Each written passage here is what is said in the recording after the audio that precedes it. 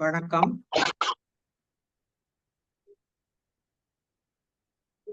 வணக்கம். வெள்ளி இலக்கிய மேடையின் 162வது நிகழ்ச்சியாக இன்றைய நிகழ்ச்சி நடைபெறவிருக்கின்றது. இந்த நிகழ்ச்சியில் வழக்கம் போல் நலவெண்பா பற்றி பேசுவதற்காக ஐயா கேஜிஆர் அவர்கள் வருகை புரிந்திருக்கின்றார்கள். நலனை பற்றியும்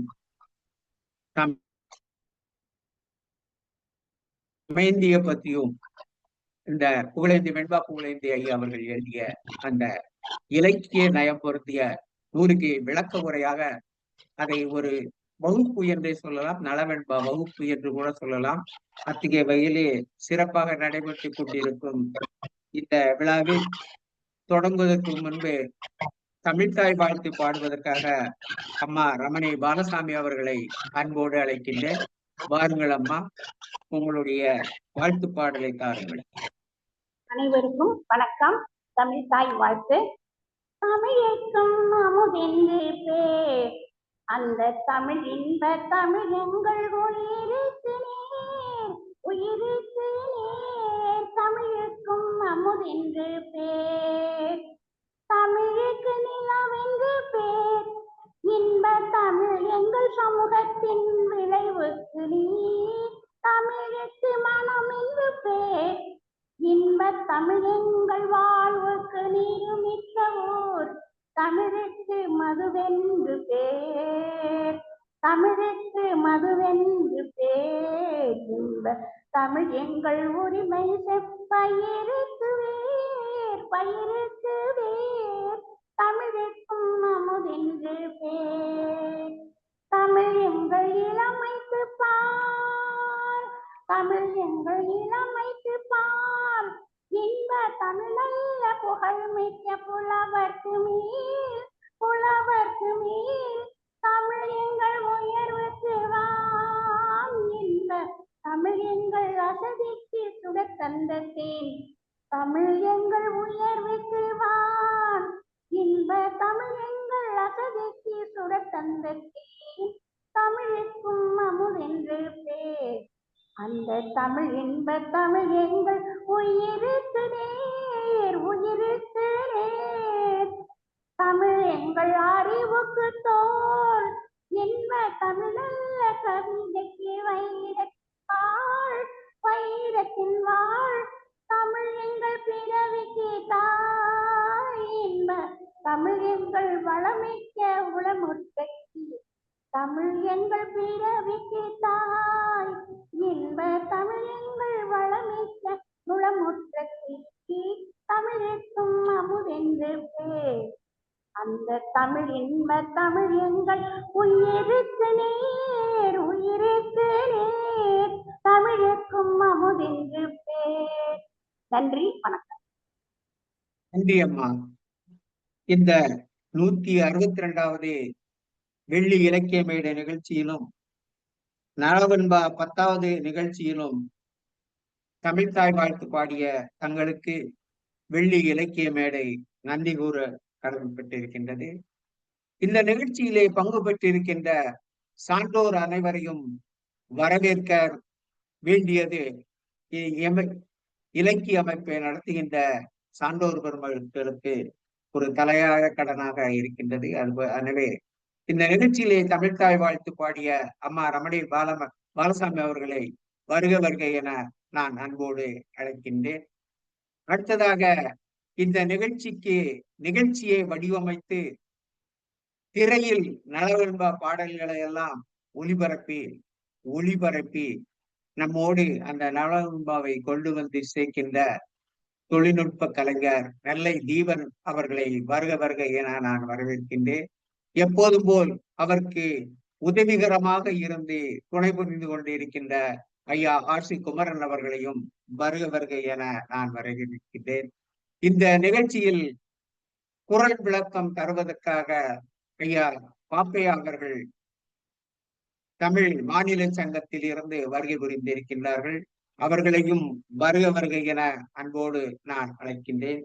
இந்த நிகழ்ச்சியை சிறப்புற நடத்தி நலவெண்பாவை நம்முடைய மனதிலே பதிய வைப்பதற்காக உழைத்துக் கொண்டிருக்கின்ற ஐயா கேஜிஆர் அவர்களையும் வருக வருக என நான் வரவேற்கின்றேன். இந்த நிகழ்ச்சியிலே பங்கு பெற்றிருக்கின்ற சான்றோர் பெருமக்களாகிய அம்மா ஜெயலட்சுமி மணிகண்டன் அவர்களையும், அமுதபாண்டியன் ஐயா அவர்களையும், ஐயா ஏவிஎம் அவர்களையும், அம்மா தர்மலிங்கம் அவர்களையும் வருக வருக என வரவேற்று, ஐயா கனகசபாவதி அவர்களையும், பாவரசு முகவி திருநாதன் அவர்களையும், பிரபாவதி ராஜா அவர்களையும் ஹைதராபாத்தில் இருந்து நம்மோடு இணைந்திருக்கின்றார்கள். அவர்களையும் வருக வருக என நான் வரவேற்க கடமைப்பட்டிருக்கின்றேன். இன்னும் இந்த நிகழ்ச்சியிலே பங்கு பெற்றிருக்கின்ற ராஜா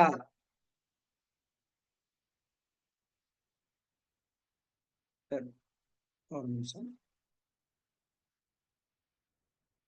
ராஜா கலைச்செல்வன் அவர்களையும் மற்றும் சாம்சங் என்னும் இணைப்பில் இணைந்திருக்க சான்றோர் மக்களையும், ஐயா செந்தில்குமார் மாசிலாமணி அவர்களையும், ஐயா தங்கப்பாண்டியன் அவர்களையும்,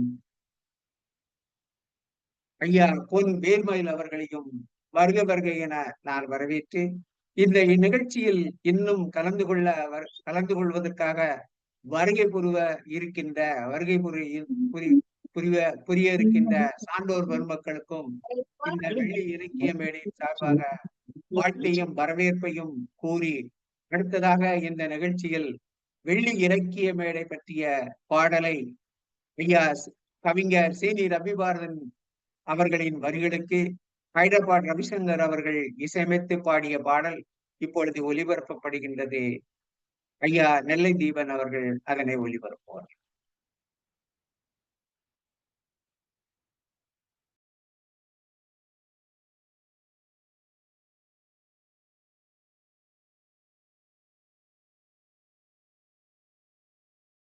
இந்த பாடலை எழுதியவர் எங்கள் அன்பு திரு கவிஞர் சீனி ரவிபாரதி அவர்கள். வெள்ளி இலக்கிய மேடைக்காக எழுதப்பட்ட இந்த ஒரு பாடல்.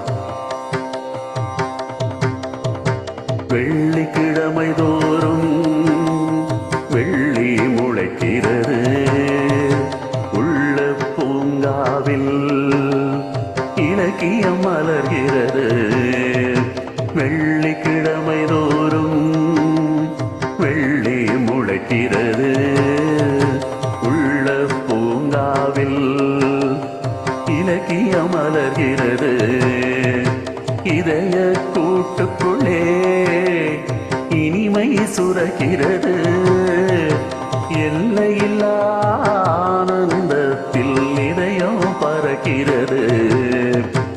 இதய கூட்டுக்குள்ளே இனிமை சுரக்கிறது, எல்லையில்லா ஆனந்தத்திலே இதயம் பறக்கிறது. வெற்றி கொடியை நாட்டிடலாம் வாருங்கள், வெள்ளி மேடையில் இலக்கியம் படைக்கலாம் வாருங்கள்.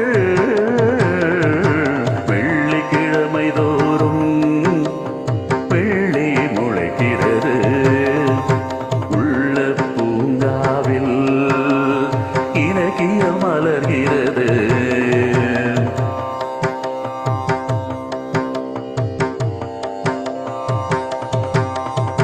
வங்க கடல் போல சங்க தமிழ் இருக்கு, தங்க தாமரை என தொல்காப்பியம் பூத்திருக்கு. வங்க கடல் போல சங்க தமிழ் இருக்கு, தங்க தாமரை என தொல்காப்பியம் பூத்திருக்கு. ஓங்கு புகழ் திருக்குறளும் உயிராய் நமக்கிருக்கு, உலகமெல்லாம் புகழ் பாட உயர் செம்மொழி நமக்கிருக்கு. கொண்டாடி மகிழ்ந்திடுவோம் வாருங்கள், அண்டமெல்லாம் இசைத்திடுவோம் வாருங்கள். கொண்டாடி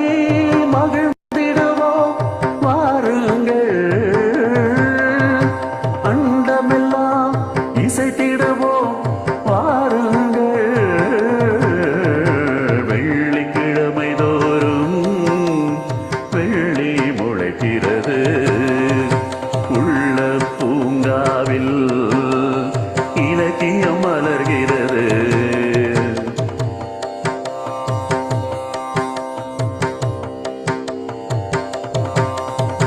கண்ணகி சிலம்பெடுத்து காவிய சுவை முடிந்திடலாம். கண்ணகி சிலம்பெடுத்து காவிய சுவை முடிந்திடலாம். கம்பனை கை கோர்த்து கவிதை மழை பொழிந்திடலாம். கண்ணதாசன் கவி பாடி காதல் எழில் பருகிடலாம். கதை நாவல் பேசி பேசி கசிந்தே உருகிடலாம். பாரதி படைப்பை போற்றுவோம் வாருங்கள். பாரதி படைப்பை போற்றுவோம் வாருங்கள். பாவேந்தர் கவி சாற்றுவோம் வாருங்கள். பாவேந்தர் கவி சாற்றுவோம் வாருங்கள். முந்த தமிழ் தேடி தேடி மகிழ்ந்திடுவோம். சிந்து கவி பாடி பாடி சிலர்ந்திடுவோம். முந்த தமிழ் தேடி தேடி மகிழ்ந்திடுவோம். சிந்து கவி பாடி பாடி. இனி அடுத்ததாக இந்த நிகழ்ச்சியில் குரல் விளக்கம் தருவதற்காக ஐயா பாப்பையா அவர்களை அன்போடு அழைக்கின்றேன். ஐயா அவர்களை பற்றி ஒரு சில வார்த்தைகள். ஐயா அவர்கள் தமிழ் மாநில சங்கத்தில் ஒரு பொறுப்பாளராக இருந்து அந்த அமைப்பை நடத்தி கொண்டு வருபவர். ஒரு பொறியாளராக தொலைத்தொடர்பு துறையில் பணியாற்றிவிட்டு தன்னுடைய ஓய்வு காலத்தில் தமிழுக்காக வாழ்ந்து கொண்டிருக்கின்ற ஒரு மனிதர் இருக்கிறார் என்றால் அது ஐயா பாப்பையா அவர்கள்தான். தன் பணியை செவ்வனே செய்வதில் அவர் மிக சிறந்த சான்றோராக விளங்கி கொண்டிருக்கின்றார். எதை எடுத்தாலும் அதை ஊன்றி படித்து அதனுடைய கருத்துக்களை எல்லாம் எடுத்து சொல்லுவதில் ஐயா அவர்கள் மிகவும் திறமை படைத்தவராக இருக்கிறார் என்றுதான் கூற வேண்டும். இந்த அமைப்பிலே நாம் எடுத்துக்கொண்டால் தமிழ் படித்து புலவரானவர்களை விட தமிழ் படிக்காமல் பிற பாடங்களை படித்த பெருமக்கள் தான் இன்றைய வகுப்பில் நம்மோடு கலந்து கொண்டிருக்கின்றார்கள்.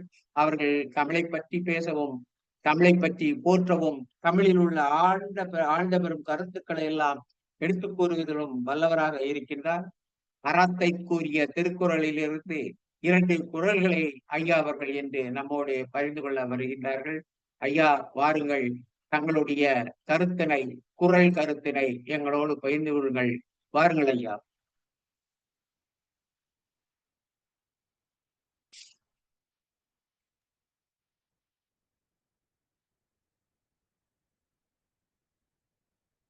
ஐயா பாப்பையா ஐயா.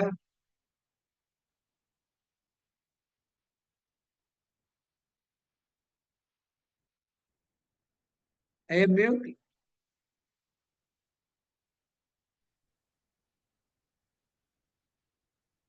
ஐயா பாப்பையா ஐயா.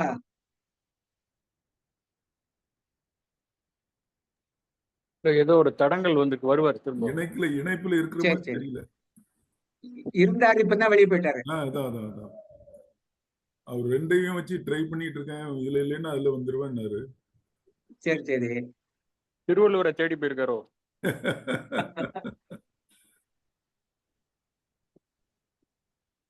ஐயா திருக்குறள் அறநூல் என்பதனால் ஐயா அவர்கள் அறத்தை தேடி சென்றிருக்கிறார்கள் என்றுதான் கூற வேண்டும். அறமாவது என்னவென்றால் அறமாவது விதித்தன செய்தலும் விலக்கிட ஒழித்தலுமாம் என்று பரிமேலழகர் கூறுவது போல ஐயா அவர்கள் திருக்குறளில் இருக்கின்ற அறக்கருத்துக்களை எல்லாம் நம்மளோடு பகிர்ந்து கொள்வதற்காக இப்பொழுது வருகை தர இருக்கின்றார்கள். அவருக்கு இடையில் ஏதோ தடங்கள் ஏற்பட்டதனால் குறளின் கருத்துக்களை தேடிக்கொண்டு இருக்கிறார் என்று நாம் எண்ணிக்கொள்வோம். ஐயா அவர்கள் வருகை புரிவார்கள் என்று நம்புகின்றோம். இந்த இடையில போயிருக்கு ஐயா. அவர் வர வரைக்கும் நீங்க ஏதாவது பேசிட்டு இருங்க. அண்ணா வர வரைக்கும் யாராவது பேசுவாங்க மேடையில். அது மாதிரி சரி நான் அவரை சரி. தொடர்பு கொண்டு கேட்கிறேன். சரி. இன்றைய குரல் விளக்கம் என்பது வந்துட்டார். வாருங்கள் ஐயா. ஒரு நிமிஷம்.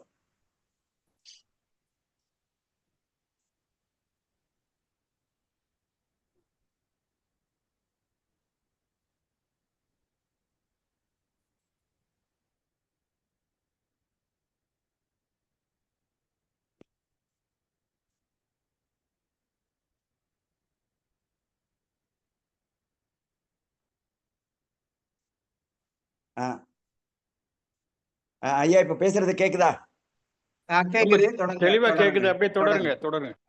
மன்னிக்கணும், நான் வைஃபை எனக்கு லேப்டாப்ல வைஃபை ஃபெயில் ஆனதுனால மொபைலுக்கு வந்துட்டேன். மன்னிக்க வேண்டும், தடங்களுக்கு வருகிறேன். வெள்ளி இலக்கிய மேடையினுடைய இன்றைய அமர்வுக்கு நெறியாளுகை செய்து கொண்டிருக்கின்ற ஐயா பொதிகை செல்வராஜ் ஐயா அவர்களுக்கும், வெள்ளி இலக்கிய மேடையினுடைய நிறுவனர் தலைவர் ஐயா கேஜிஆர் அவர்களுக்கும், இந்த இணையவழி இணைப்பை சிறப்புள்ளதாக்கி நமக்கெல்லாம் கண்டுகளிப்பதற்காக உதவி செய்து கொண்டிருக்கின்ற தொழில்நுட்ப கலைஞர்கள் ஐயா நெல்லை தீபன் ஐயா அவர்களுக்கும், ஆர்சி குமரன் ஐயா அவர்களுக்கும், மற்றும் இணைப்பில் இணைந்திருக்கின்ற அத்தனை சான்றோர் பெருமக்களுக்கும் என்னுடைய பணிவான வணக்கத்தை தெரிவித்துக் கொள்கின்றேன். இன்றைய குரல் சிந்தனைக்காக எனக்கு கொடுக்கப்பட்ட வாய்ப்புக்கு நான் நன்றி உடையவன். சிந்தைக்கினிய செவிக்கினிய வந்த இருவனைக்கும் மாமருந்து முந்திய நன்னெறி நாமறிய நாப்புலமை வள்ளுவனார் பன்னிய இன்குரல் வெண்பா என்று திருவள்ளுவர் மாலை பாடல் ஒன்று வள்ளுவரை புகழ்ந்து பாடுகிறது. ஓதற்கு எளிதாய் உணர்தற்கு அரிதாய் உள்ள குரல் என்று இன்னொரு பாடல் பாடுகிறது.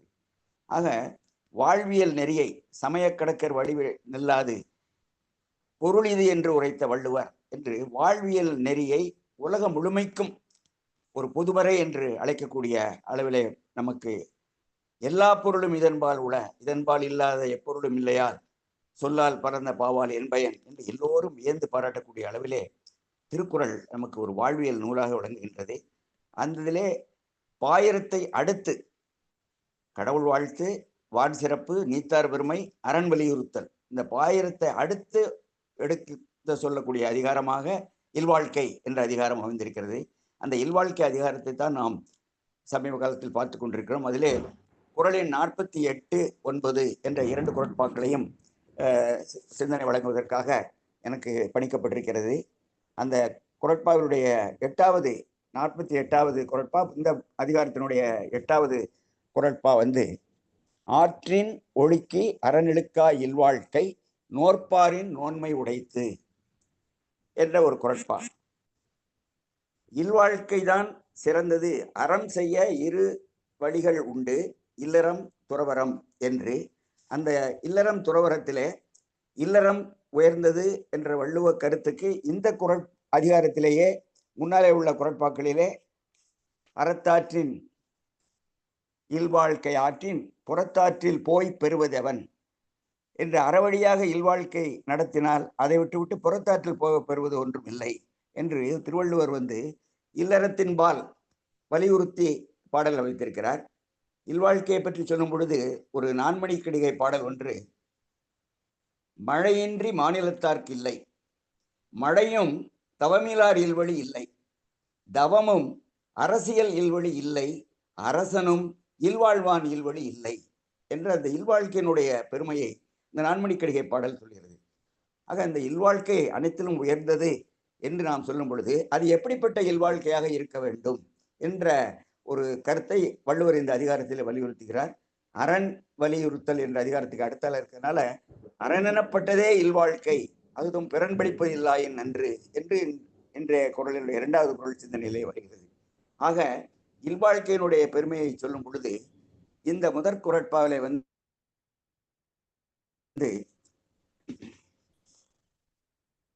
ஆற்றின் ஒழுக்கி அறநிழுக்கா இல்வாழ்க்கை நோற்பாரின் நோன்மை உடைத்து. ஆற்றின் ஒழுக்கி நல்ல வழியிலே மற்றவர்களையும் நடத்தி தானும் அறத்திலிருந்து விழுவாமல் அறநிழுக்கா இல்வாழ்க்கையாக அது அமைய வேண்டும். அப்படிப்பட்ட இல்வாழ்க்கை அமைந்தால் அது தவம் செய்து வலிமையை ஈட்டுகிறவர்களுடைய அனைத்திலும் வலிமை உடையது தவ வலிமை. அந்த நோற்பாரின் நோன்மை உடைத்து அந்த தவ வலிமையோட அது உயர்ந்தது, இல்வாழ்க்கை உயர்ந்தது. ஆற்றின் ஒழுக்கி என்ற இடத்துல பிறரை நல்வழிப்படுத்தி என்று சொல்லும்பொழுது இந்த இடத்துல பரிமேலழகர் வேறுபடுகிறார். ஆற்றின் ஒழுக்கி என்ற இடத்துல இவர் துறவிகளுக்கு வேண்டிய வழிவகைகளை எல்லாம் செய்து கொடுப்பது இல்லறத்தார் தான். என்றால் துறந்தாருக்கும் இல்லறத்தானுடைய உதவி தேவை. ஆக அவர்களுக்கெல்லாம் துறவரத்தை ஒழுங்காக மேற்கொள்வதற்கான வழிவகைகளை உதவிகளை செய்து ஆற்றின் ஒழுக்கி அறநிழுக்கா இல்வாழ்க்கை, தானும் அறத்திலிருந்து விழுவாத இல்வாழ்க்கை நோற்பாரின் நோன்மை உடைத்து என்று சொல்கிறார். அது பரிமேலழகருடைய உரை. ஆனால் இந்த இடத்துல ஆற்றின் ஒழுக்கி பிறரை நாம் அன்றாட வாழ்க்கையிலே நாம் சந்திக்கின்ற சில வாழ்க்கை சூழ்நிலைகளில் நம்மை தவறு செய்ய தூண்டுகிறவர்கள், அல்லது இப்படி செய்தால் பரவாயில்லை அது எனக்கு என்ன சார் அப்படின்னு சொல்லக்கூடிய நேரத்தில் இல்லை இல்லை அது தவறு, அந்த வழியிலே செல்லக்கூடாது என்று நாம் சொல்லக்கூடிய சந்தர்ப்பங்கள் பல சந்தர்ப்பங்களிலே நாம் பார்க்கிறோம். நான் பணியில் இருந்த பொழுது ஒரு ஊழியர் எல்டிசி என்று சொல்லக்கூடிய அந்த லீவ் டிராவல் கன்செஷனில் அவர் போகணும்னு நினைச்ச போது ஒரு நண்பர் ஒருத்தர் எதுக்கையா நீ எல்லாம் ஒன்றும் அங்கெல்லாம் போகாமலே ரசீதெல்லாம் தருவாங்க ஒரு போக்குவரத்து கம்பெனியிலிருந்து, அதை ப்ரொடியூஸ் பண்ணி நீ உனக்கு வேண்டிய அந்த போனதாக காட்டி நீ பணம் பெற்றுக்கொள்ளலாம் அப்படின்னு அவரை ஒரு தவறான வழியிலே வழி நடத்தினார். இவர் அந்த வழியிலே சென்று இவர் எல்லாம் போயிட்டு பில்லெல்லாம் கொடுத்த பிறகு அந்த நேரம் பார்த்து லஞ்ச ஒழிப்பு ஊழல் துறையிலிருந்து இந்த மாதிரி ஏதோ ஒரு தவறு நடந்து கொண்டிருக்கிறது என்று அள்ளி சென்றார்கள் மனுக்களை எல்லாம். அப்போ எதெல்லாம் பேமெண்ட் ஆகாம பெண்டிங் இருந்ததோ அதை இவருடைய அப்ளிகேஷனை எடுத்து சென்றார்கள். அதுல இருந்து விசாரணை ஆரம்பித்து இவருடைய வீட்டில் அந்த டைரி எல்லாம் பிடிச்சி இவர் அந்த நேரத்தில் அங்கே போகவே இல்லை என்பதற்கு சான்றுகளை எல்லாம் காட்டி இவருக்கு ஒரு லாகா ரீதியான தண்டனை விசாரித்து தண்டனை வழங்கப்பட்டது. இவர் அவரிடம் சொல்லி இருக்கலாம், தேவையில்லை, நான் போகாமலே இதை பில் போடுறதுக்கு விரும்பல. அது மாதிரி அந்த நேரத்தில் இந்த மெடிக்கல் பில் எல்லாம் தவறுதலான நமக்கு கொடுக்கப்பட்ட ஒரு வசதியை தவறாக பயன்படுத்துதல், இதை மறுத்தவர்கள் எத்தனை பேர் இருக்கிறார்கள்? நம்முடைய சாதாரண வாழ்க்கையிலே, நம்முடைய அன்றாட வாழ்க்கையிலே நம்ம படிப்பெண்கள் தோட்டத்தை வீட்டெல்லாம் பெருக்கி கொண்டு போய் குப்பையை கொண்டு போய் ஐயா எல்லாரும் அங்கே தான் கொட்டுறாங்க, நான் போய் கொட்டிட்டு வரேன். இல்லை இல்லைம்மா அங்கே கொட்டக்கூடாது, இப்படி நம்ம வீட்டில் போய் அந்த முனிசிபல் நகராட்சி வண்டி வரும்போது எடுத்துகிட்டு போகலாம். அல்லது இங்கேயே பெருக்கி வைக்கிற இதெல்லாம் நம்ம வீடுகளில் ஒரு உரக்குழின்னு உண்டு அந்த காலத்தில். அந்த மாதிரி மூலையில் ஒரு உரக்குழி தோண்டி இந்த செடி செத்தையெல்லாம் அதில் போட்டு உரமாக்கி நம்ம பயிருக்கு பயன்படுத்தலாம், மரங்களுக்கு பயன்படுத்தலாம் என்று நாம் நல்வழிப்படுத்துகிறோம். சில நேரங்களிலே அல்லாத வழியை சொல்லும் பொழுது அது தவறு என்று ஆற்றின் ஒழுக்கி பிறரையும் நல்வழிப்படுத்தி தானும் மரத்தில் இருந்து விழுவாமல் இருக்கின்ற ஒரு இல்வாழ்க்கை தான் மேன்மையானது. அது நோற்பாரி நோன்மை உடைத்து. திருவள்ளுவர் இந்த நோற்பாரி நோன்மை உடைத்து மாதிரி இதே கருத்துல புறையுடைமை அதிகாரத்துல ஒரு குறள் சொல்வார்.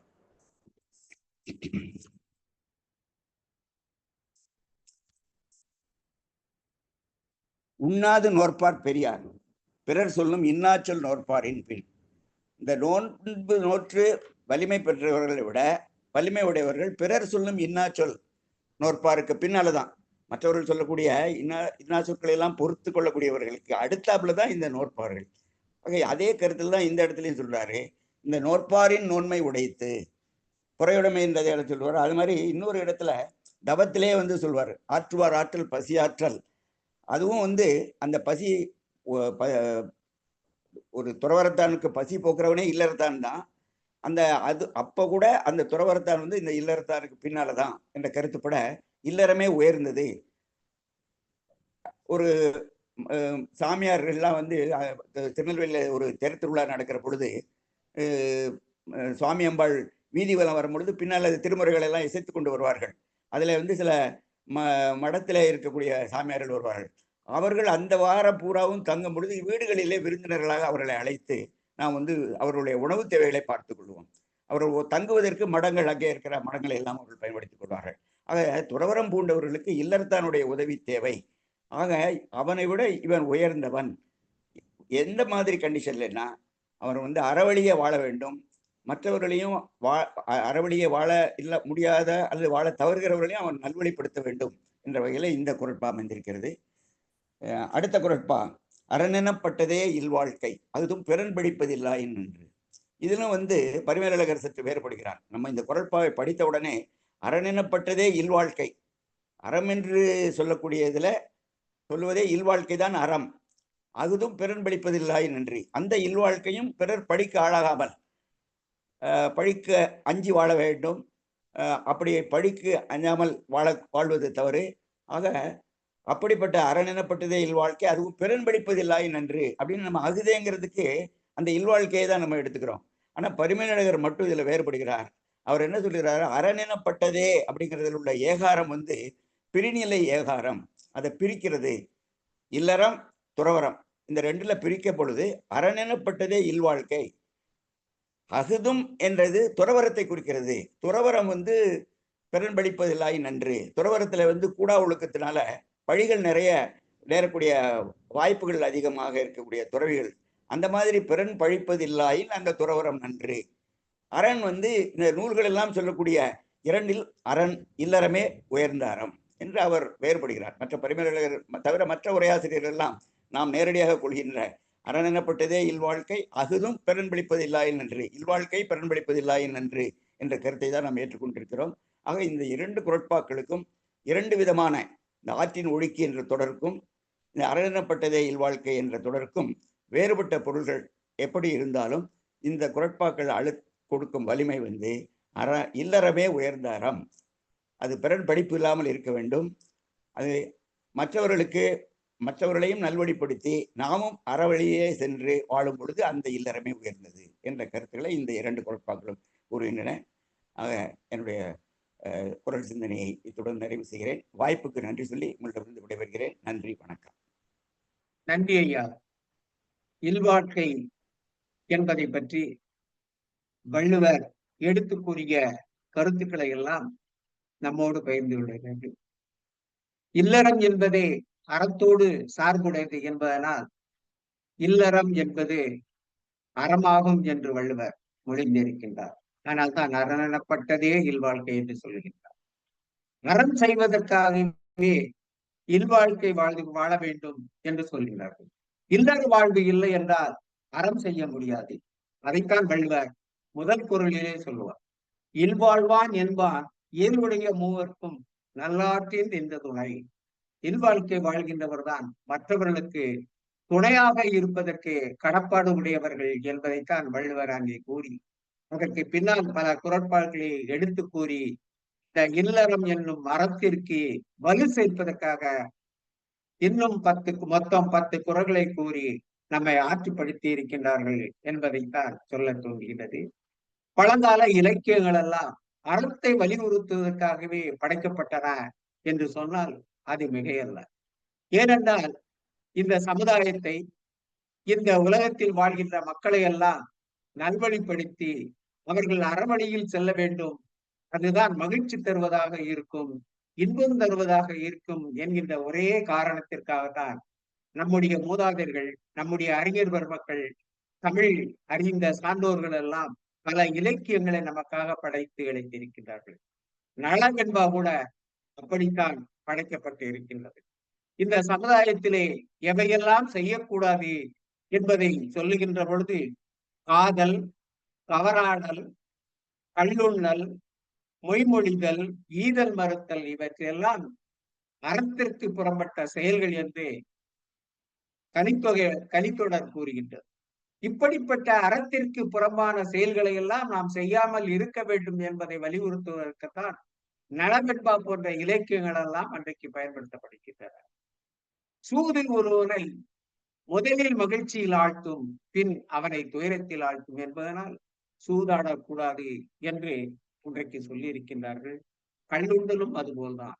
மயக்கம் மகிழ்ச்சியை தந்தாலும் முடிவில் அது உடலுக்கு கெடுதியத்தை தரும் என்பதையெல்லாம் சொல்லி பொய்மை எத்தகையதாக இருக்கும், அவை வாழ்வை எப்படியெல்லாம் சீரழிக்கும் என்பதையெல்லாம் சொல்வதற்காகத்தான் இந்த நலவெண்பாவை நமக்காக அன்றைக்கு படைத்து தந்திருக்கிறார்கள். வடமொழியில் இருந்து எடுத்து எழுதப்பட்ட ஒரு காப்பியமாக இருந்தாலும் அதில் சொல்லப்படுகின்ற கருத்துக்களை நாம் கவனிக்க வேண்டும். அறத்தை வலியுறுத்துவதற்காக அறத்தை எப்படி செயல்படுத்த வேண்டும், எப்படி வாழ்க்கையில் கொள்ள வேண்டும், எப்படி கடமையாக எண்ணி செயல்பட வேண்டும் என்பதையெல்லாம் நாம் வாழ்க்கையில் கடைபிடிக்க வேண்டும் என்பதற்காக அதனை கதைகளின் வாயிலாக, காப்பியங்கள் வாயிலாக நம்முடைய பழைய சார்ந்தோர் தமிழ் புலவர்கள் எல்லாம் ஆக்கி கொடுத்திருக்கின்றார்கள் என்றால் அவர்களுக்கு நாம் நன்றி கடன் பட்டு இருக்கின்றோம். அப்படி அந்த புலவர்களுக்கு நாம் நன்றி கடன் பட்டு இருக்கின்ற இந்த காலத்தில் அதனை எடுத்து நமக்கு பொருள் விளக்கம் தந்து அதனை சிறப்பாக நம்முடைய உள்ளத்தில் பதிய வைப்பதற்காக ஐயா கேஜிஆர் அவர்கள் இத்தகைய ஒரு அரும்பணியை ஆற்றிக்கொண்டு இருக்கின்றார் என்றால், நலம் என்பவை நாம் புத்தகம் வாங்கி படிக்க விட்டாலும் அவற்றையெல்லாம் இந்த வெள்ளி இலக்கிய மேடை தங்களுடைய திரையில் காண்பித்து அந்த வெண்பாக்களை எல்லாம் நமக்கு படிக்கின்ற அளவுக்கு கொண்டு வந்து இப்படி படித்து பார்க்கின்ற பொழுதே அந்த வரிகளுக்கும் வார்த்தைகளுக்கும் ஐயா கேஜிஆர் அவர்களின் சொல் ஆக்கத்தையும் பொருள் விளக்கத்தையும் காணுகின்ற பொழுது இன்னும் நன்றாக உள்ளத்தில் பதியும் என்பதைத்தான் எண்ண தோன்றுகின்றது. ஐயா கேஜிஆர் அவர்களை பற்றி நாம் அதிகமாக சொல்ல வேண்டிய அவசியம் இல்லை. ஏனென்றால் அவர் நம்மோடே இருந்து நமக்காகவே அவர் உழைத்துக் கொண்டிருப்பவர்.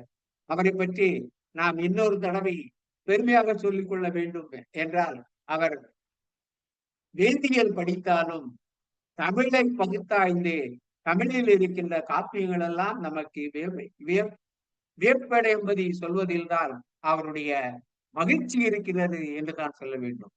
அவருக்கு இருக்கின்ற ஆர்வத்தையும் அவருக்கு இருக்கின்ற புலமையையும் நம்மிடம் அவர்கள் பகிர்ந்து கொள்வதில் மெத்தவும் மகிழ்ச்சி அடைகிறார்கள் என்றுதான் சொல்ல வேண்டும். வங்கியில் பணியாற்றி விட்டு அங்கே பண கட்டுகளை எண்ணிக்கொண்டு இருந்தவர் இன்று இலக்கியத்தில் கவிதை கட்டுகளை இங்கே ஆராய்ந்து கொண்டு இருக்கின்றார். ஒவ்வொரு கவிதைகளையும் எடுத்து அவற்றிற்கு விளக்கங்களையும் அவற்றிற்கு தெளிவுரைகளையும் எடுத்து வந்து நம்மோடு பகிர்ந்து கொள்வதில் ஐயா அவர்களுக்கு இணை என்று சொன்னால் அது வேறு யாரும் இருக்க முடியாது.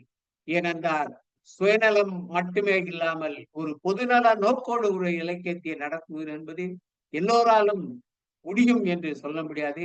அதற்கு உண்டான வாய்ப்புகளும் வசதிகளும் சிலருக்கு கிடைக்கலாம், சிலருக்கு கிடைக்காமல் போகலாம். சிலர் தந்த வாய்ப்புகளை தானே உருவாக்கிக் கொள்வார்கள். அப்படித்தான் ஐயா கேஜிஆர் அவர்கள் வெள்ளி இலக்கிய மேடு என்னும் அமைப்பை அமைத்து அதன் மூலமாக பல நல்ல கருத்துக்களை உடைய காப்பியங்கள் எல்லாம் நம்மோடு பகிர்ந்து கொள்வதோடு மட்டுமல்ல, அவற்றை நம்மளையும் படிக்க தூண்டுகிறார் என்பதுதான் மிகவும் சிறப்பு. ஆகவே ஐயா அவர்கள் இப்பொழுது நலவெண்பாவில் இப்பொழுது கனி புகுந்திருக்கின்றார். அதற்கு பின்னால் நடக்க போகின்ற நிகழ்ச்சிகள் எல்லாம் நம்மோடு பகிர்ந்து கொள்ள வருகின்றார்கள். இதற்கு இடையில் கலந்து கொண்ட சான்றோர் பெருமக்களாகிய அம்மா ஜெயசக்தி அவர்களையும் ஐயா தர்மலிங்கம் அவர்களையும் ஐயா கனக சபாபதி அவர்களையும் ஐயா கிருஷ்ணமூர்த்தி ரங்கசாமி அவர்களையும் நத்திங் போர் என்னும் இணைப்பில் எழுந்திருக்கின்ற சான்றோரையும் கவிஞர் லிங்கராஜா அவர்களையும் வி கோபால் அம்மா வே உலகமாள் ஆகிய சான்றோர் பெருமக்களையும் வருக வருக என வரவேற்று இப்பொழுது அவையினை ஐயா கேஜிஆர் அவர்கள் வசம் ஒப்படைக்கின்றேன். கனியை ஐயா அழைத்து வருவார்கள் நம் முன்னை காட்டுவதற்காக என்று கூறி ஐயா அவையை ஐயா அவர்களிடம் ஒப்படைக்கின்றேன். வாருங்கள் ஐயா.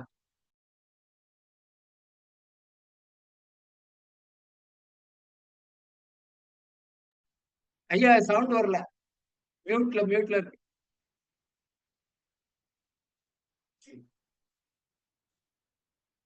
வரல மியூட்ல இருக்கீங்க ஐயா. வரல ஐயா. இல்ல வெளியே போயிட்டு உள்ள வாங்க ஐயா. அன்மியூட் பண்ணிட்டு பேசுங்க. நீங்க பேசுறது கேட்கல. மைக் ஆன் பண்ணிருக்கீங்களான்னு பாருங்க. ஒரு நெறியாழ்கை பண்றவர் மட்டும் சொல்லட்டும் உங்கள்கிட்ட. சார் பாத்துக்கோ. இப்ப கேக்குதா? ஐயா கேட்கல, ஐயா கேட்கல. இப்பதான் வருது. கேக்குதா? கேக்குது, இப்ப கேக்குது. ம். கொஞ்சம் வால்யூம் வச்சுக்கோங்க. வால்யூம் தான் வச்சிருக்கேன். அப்படியும் கேட்கலன்றீங்க. தான் வச்சிருக்கேன். இருங்க வரேன்.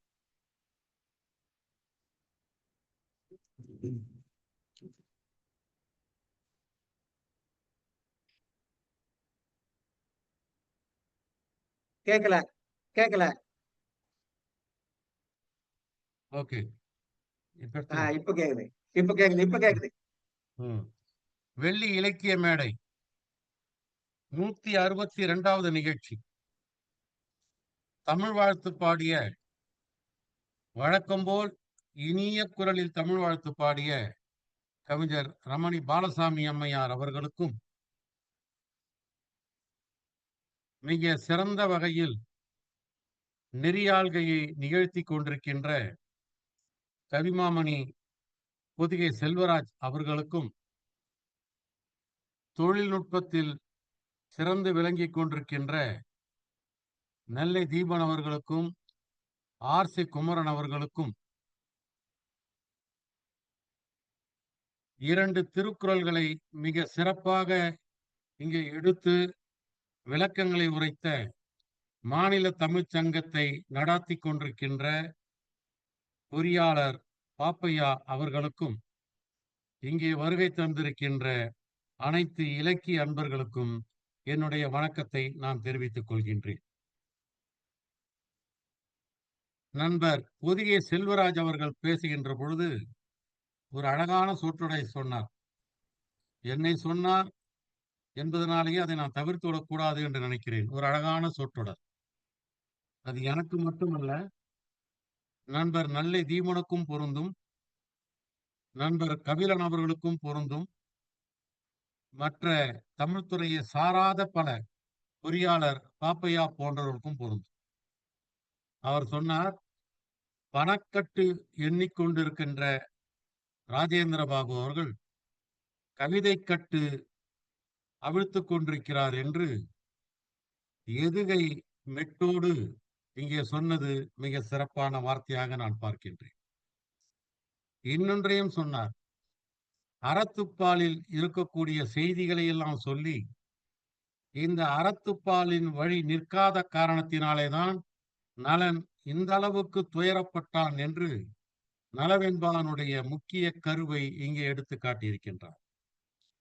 அதேபோல் பொறியாளர் பாப்பையா அவர்கள் பேசுகின்ற பொழுது ஒரு நடைமுறையிலே இருக்கக்கூடிய தன்மைகளை எல்லாம் எடுத்து காட்டி பிறர் சொல்லுகின்ற தீமையான கருத்துக்களை உடனே ஏற்றுக்கொண்டு செயல்படக்கூடாது. அறக்கருத்துக்களைத்தான் ஏற்றுக்கொண்டு செயல்பட வேண்டும். தீய கருத்துக்களை ஏற்றுக்கொண்டு செயல்பட்டால் அதிலே துன்பம் விளையும் என்பதை இப்பொழுது இருக்கக்கூடிய நடைமுறையில் வாழ்க்கையில் இருக்கக்கூடிய சில உதாரணங்களை எடுத்து சொல்லி அந்த திருக்குறளை விளக்கியிருப்பது மிக சிறப்பான ஒன்றாகும். நண்பர்களே, இன்றைக்கு நாம் பார்க்க போகின்ற காண்டம் என்பது கலித்தொடர் காண்டம். இதில் என்ன வேடிக்கை என்று சொன்னால், முதலில் இந்த காண்டத்தை படிப்பதற்காக நான் எடுத்த பொழுது இப்படிதான் படித்தேன். கலித்தொடர் கண்டம், கண்டம், கலித்தொடர் கண்டம் என்றுதான் படித்தேன்.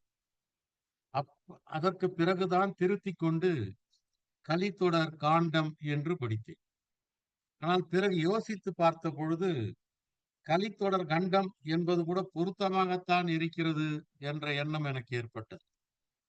சில நேரங்களிலே தவறு செய்து விடுகின்ற பொழுது கூட அந்த சொல் ஒரு சரியான பொருத்தமான அர்த்தத்தை கொடுத்து விடுகின்றது.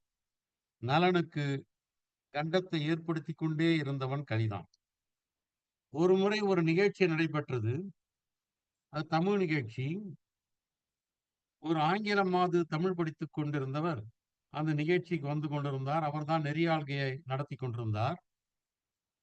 அந்த நிகழ்ச்சிக்கு மிகப்பெரிய நாவலாசிரியர், நமக்கெல்லாம் அறநெறியை போதித்தவர், திருக்குறளை எளிய தமிழிலே எழுதி திருக்குறளை தமிழ்நாடெங்கும் பரப்பிய மு. வரதராசனார் அவர்கள் வருவதாக இருந்து ஏதோ ஒரு காரணத்தினால் வராமல் இருந்து விட்டார். ரொம்ப நெருக்கடி என்பதால் தான் அவர் வரவில்லை. இல்லைன்னா வந்து விடுவார். அந்த நேரத்திலே அந்த ஆங்கில பெண்மணி படிக்கின்ற பொழுது அந்த பெயர்களை எல்லாம் படிக்கின்ற பொழுது சொன்னார், வராதராசன் என்று குறிப்பிட்டார். உடனே பக்கத்திலே இருந்த ஒருவர் சொன்னார், ரொம்ப பொருத்தமா படிச்சிருக்காங்க, அவர் வரவில்லை, அதனாலே வராதராசன் என்று இந்தம்மா படித்தார்கள் என்று குறிப்பிட்டார். அந்த நிகழ்ச்சி நினைவுக்கு வந்தது, உங்களோடு நான் பகிர்ந்து கொண்டேன். இந்த கலித்தொடர் காண்டம் என்பது கலி நலனை பிடிக்க வருகின்றது. அது ஏற்கனவே சொல்லிவிட்டான், அவனை நான் பிடித்தே தீருவேன், தமையேந்தினுடைய வாழ்க்கையை கீழே இறக்கியே தீருவேன் என்று சபதமிட்டு விட்டு அந்த கலி வருகின்றான். இப்பொழுது இது 2வது காண்டம் என்கின்ற காரணத்தினால் திருமாலுடைய பெருமையையும் சிவபெருமானுடைய பெருமையையும் இரண்டு வெண்பாக்களிலே சொல்லி இருக்கின்றார் புகழேந்தி புலவர். முந்தை மறைநூல் முடி எனலாம், தன் குரு கூர் செந்தமிழ் வேத சிரமெனலாம், நந்தும் உழைக்கைக்கும் நேய பொதுவர் மகளிர்க்கும் அழைக்கைக்கு முன் செல் அடி என்று இந்த பாடல். முந்தை மறைநூல் முடி எனலாம். இங்க மறைநூல் என்பது ரொம்பவும் பழங்காலத்து மறைநூல் என்பதனால் இது வடமொழி நூல், வடமொழி வேத நூல். அதை முடி, அதுதான் முடி. எது அதற்கு முடி என்று சொன்னால் பின்னால சொல்றார், தன் குருகூர் செந்தமிழே வேத சிரம் எனலாம். தன்குருகூர் அந்த தூத்துக்குடி மாவட்டத்தில் இருக்கக்கூடிய ஒரு ஊர். அந்த ஊரிலே இருக்கக்கூடிய நம்மாழ்வார், அந்த நம்மாழ்வார் செய்த வேதத்துக்கு செந்தமிழ் வேதம் என்று பெயர். ஆழ்வார் நகரி என்பது தூத்துக்குடியிலே இருக்கக்கூடிய ஒரு ஊர். அந்த ஊரிலே பிறந்தவர் நம்மாழ்வார். அந்த நம்மாழ்வார் செய்த நூலுக்கு வேதம் தமிழ் செய்த மாறன்னு நம்மாழ்வார்க்கே பேர். அதனால செந்தமிழ் வேதம் என்று சொல்லப்படுகிறார். இந்த 2 இருக்கட்டும். நந்தும் புழைக்கைக்கு, நந்தும்னா நிறைய அர்த்தம் இருக்கு. ஓங்குதல், கெடுதல், சாதல், அவிதல், மறைதல், குறைதல், அச்சப்படுதல். இதில் அச்சப்படுதல்னு ஒரு பொருள் எடுத்துக்கொள்ளலாம். புழைக்கை அப்படின்னா யானை. அது ஏன் புழைக்கை? சாதாரணமாக யானையை கை என்று சொல்வார்கள். ஏன்னா அதுக்கு தும்பிக்கை இருக்கின்ற காரணத்தினாலே அதை கை என்று சொல்லிலே அழைப்பார்கள். புழைக்கை என்றால் என்ன? புழை என்று சொன்னால் துவாரம் அர்த்தம், குழாயின் அர்த்தம், துளைன்னு அர்த்தம், வாயில் அர்த்தம், உள்ளறை அர்த்தம், சுரங்கம் அர்த்தம். அந்த துதிக்கை கீழே பார்த்தீங்கன்னா 2 அறை இருக்கும், அதுக்கு துவாரம் இருக்கும். ஆகவே இந்த கையிலே துவாரம் இருக்கின்ற காரணத்தினால் புழைக்கை, துவாரமுள்ள கைகளை உடைய காரணத்தினால் ஆகுபெயராக அது யானை என்று நாம் தெரிந்து கொள்கிறோம். நேய பொதுமகளிர்க்கும், ஆயர் குல பெண்களைத்தான் இங்கே சொல்கிறார். பொதுவர் மகளிர் என்று சொன்னால் ஆயர் குலத்து பெண்கள். அழைக்கைக்கு முன் செல் அடி, அவர்கள் அழைக்கின்ற பொழுது முன்னால் செல்கின்ற அடி இருக்கிறதே, திருமாலினுடைய அடி, அந்த அடி முந்தை மறைநூலுக்கு முடி, செந்தமிழ் வேதத்துக்கு சிரசு என்று சொல்றார். உங்களுக்கெல்லாம் தெரியும், யானை ஆதி மூலமே என்று அழைக்கிறது, பெருமாள் அதை காப்பாற்றுகிறார் என்ற கதை எல்லோருக்குமே தெரியும். ஆயர்குழல் மகளிர் எல்லாம் பெருமாளை வியந்து வியந்து பாராட்டுவார்கள், போற்றுவார்கள் என்பதை ஆய்ச்சியர் குரவையிலே, சிலப்பதிகார ஆய்ச்சியர் குரவையிலே நாம் பார்த்திருக்கின்றோம். ஆக இந்த 2 பேரும் அழைக்கிறார். இந்த யானை அழைப்பது என்பது முந்தை மறைநூலுக்கு உரியது. ஆயர் மகளிர் அழைப்பது என்பது செந்தமிழ் வேதத்துக்கு உரியது. நீங்கள் ஒரு வித்தியாசத்தை பார்க்கலாம். முந்தை மறைநூல் முடியலாம், அவ்வளவுதான், முடிந்து போய்விட்டது. வடமொழி வேதத்துக்கு சொல்லப்படுகின்ற சொற்கள் முந்தை மறைநூல் முடி. இங்க எந்த பேரும் கிடையாது. ஏனென்று சொன்னால் இன்னார் இன்னாருக்கு சொன்னார் என்பது வடமொழியிலே கிடையாது. தமிழிலே மட்டும்தான் உண்டு. தமிழிலே தான் இன்னார் இன்னாருக்கு சொன்னார் என்ற கருத்து உண்டு. ஆகவே தான் முந்தை மறைநூல் முடியெனலாம். யார் யாருக்கு சொன்ன மறைன்ற செய்தியே இல்லை இங்க. தமிழ் நூல்ல பாருங்க, தன் குருகூர் ஆழ்வார் நகரியில் இருக்கக்கூடிய நம்மாழ்வார், அங்க அவர் பிறந்தவர். அந்த காரணத்தினாலே அவருக்கு பிறகு அதை ஆழ்வார் நகரின் பேர் வச்சாங்க. தூத்துக்குடி மாவட்டத்தில் இருக்கக்கூடிய ஒரு கோயில் இருக்காங்க அவருக்கு. ஆக தன்குருகூர் செந்தமிழ் வேத சிரம் எனலாம். ரெண்டுத்துக்கும் முடி எதுன்னு கேட்டா பெருமாளுடைய காலடிதான். இதுல பாருங்க, இப்படி முந்தை மறைநூல் என்று சொன்னால் ரொம்பவும் பழங்காலத்து நூல் என்று சொன்னால், இந்த வடமொழி என்பது இப்பொழுது பேச்சு வழக்கு அற்று போய்விட்ட மொழி. ஆகவே தான் முந்தை என்று ரொம்பவும் பழசா சொல்லியிருக்கார். செந்தமிழ் வேதம் என்பது இன்றைக்கும் நாம் பேசிக்கொண்டிருக்கின்ற மொழி. இப்படி பல்வேறு பொருட்கள், அர்த்தங்கள் இதற்குள்ளே அடங்கி இருக்கிறது என்று அருமையான ஒரு உரையை நம்முடைய ராஜகோபாலன் அவர்கள் சொல்லியிருப்பார். சொல்லுங்க, அடுத்த பாட்டு என்ன சார்? இடையூறுக்கு மன்னிக்கணும், உங்க குரல் எப்போது மாதிரி இல்லையே. அவ்வளவுதானே வருது, என்ன பண்றது? இது வச்சிருவா. ரொம்ப வித்தியாசம் இல்லையா? புரியுற மாதிரி தான் இருக்கு தீபன். நல்ல கணீர்னு இருக்குமே. கொஞ்சம் கொஞ்சம் வால்யூம் குறைவா இருக்குது, அவ்வளவுதான். கிளாரிட்டி இருக்கு, கிளாரிட்டி இருக்கு. போன தடவை நாங்க சொன்ன உடனே சரி பண்ணிட்டீங்க. இல்ல இப்ப எப்படி இருக்கு? இது பரவாயில்ல, பெட்டர். இப்ப பரவாயில்ல. சரி, ஒரிஜினல் வந்துடுச்சு. வந்துச்சா? இப்ப கரெக்டா இருக்கா? இப்ப சரியா இருக்கு ஐயா. இப்படியே பேசுங்க, இப்படி பேசுங்க, இப்படி பேசுங்க. இந்த குரல் நல்லா வந்துச்சு. ஓகே. அடுத்து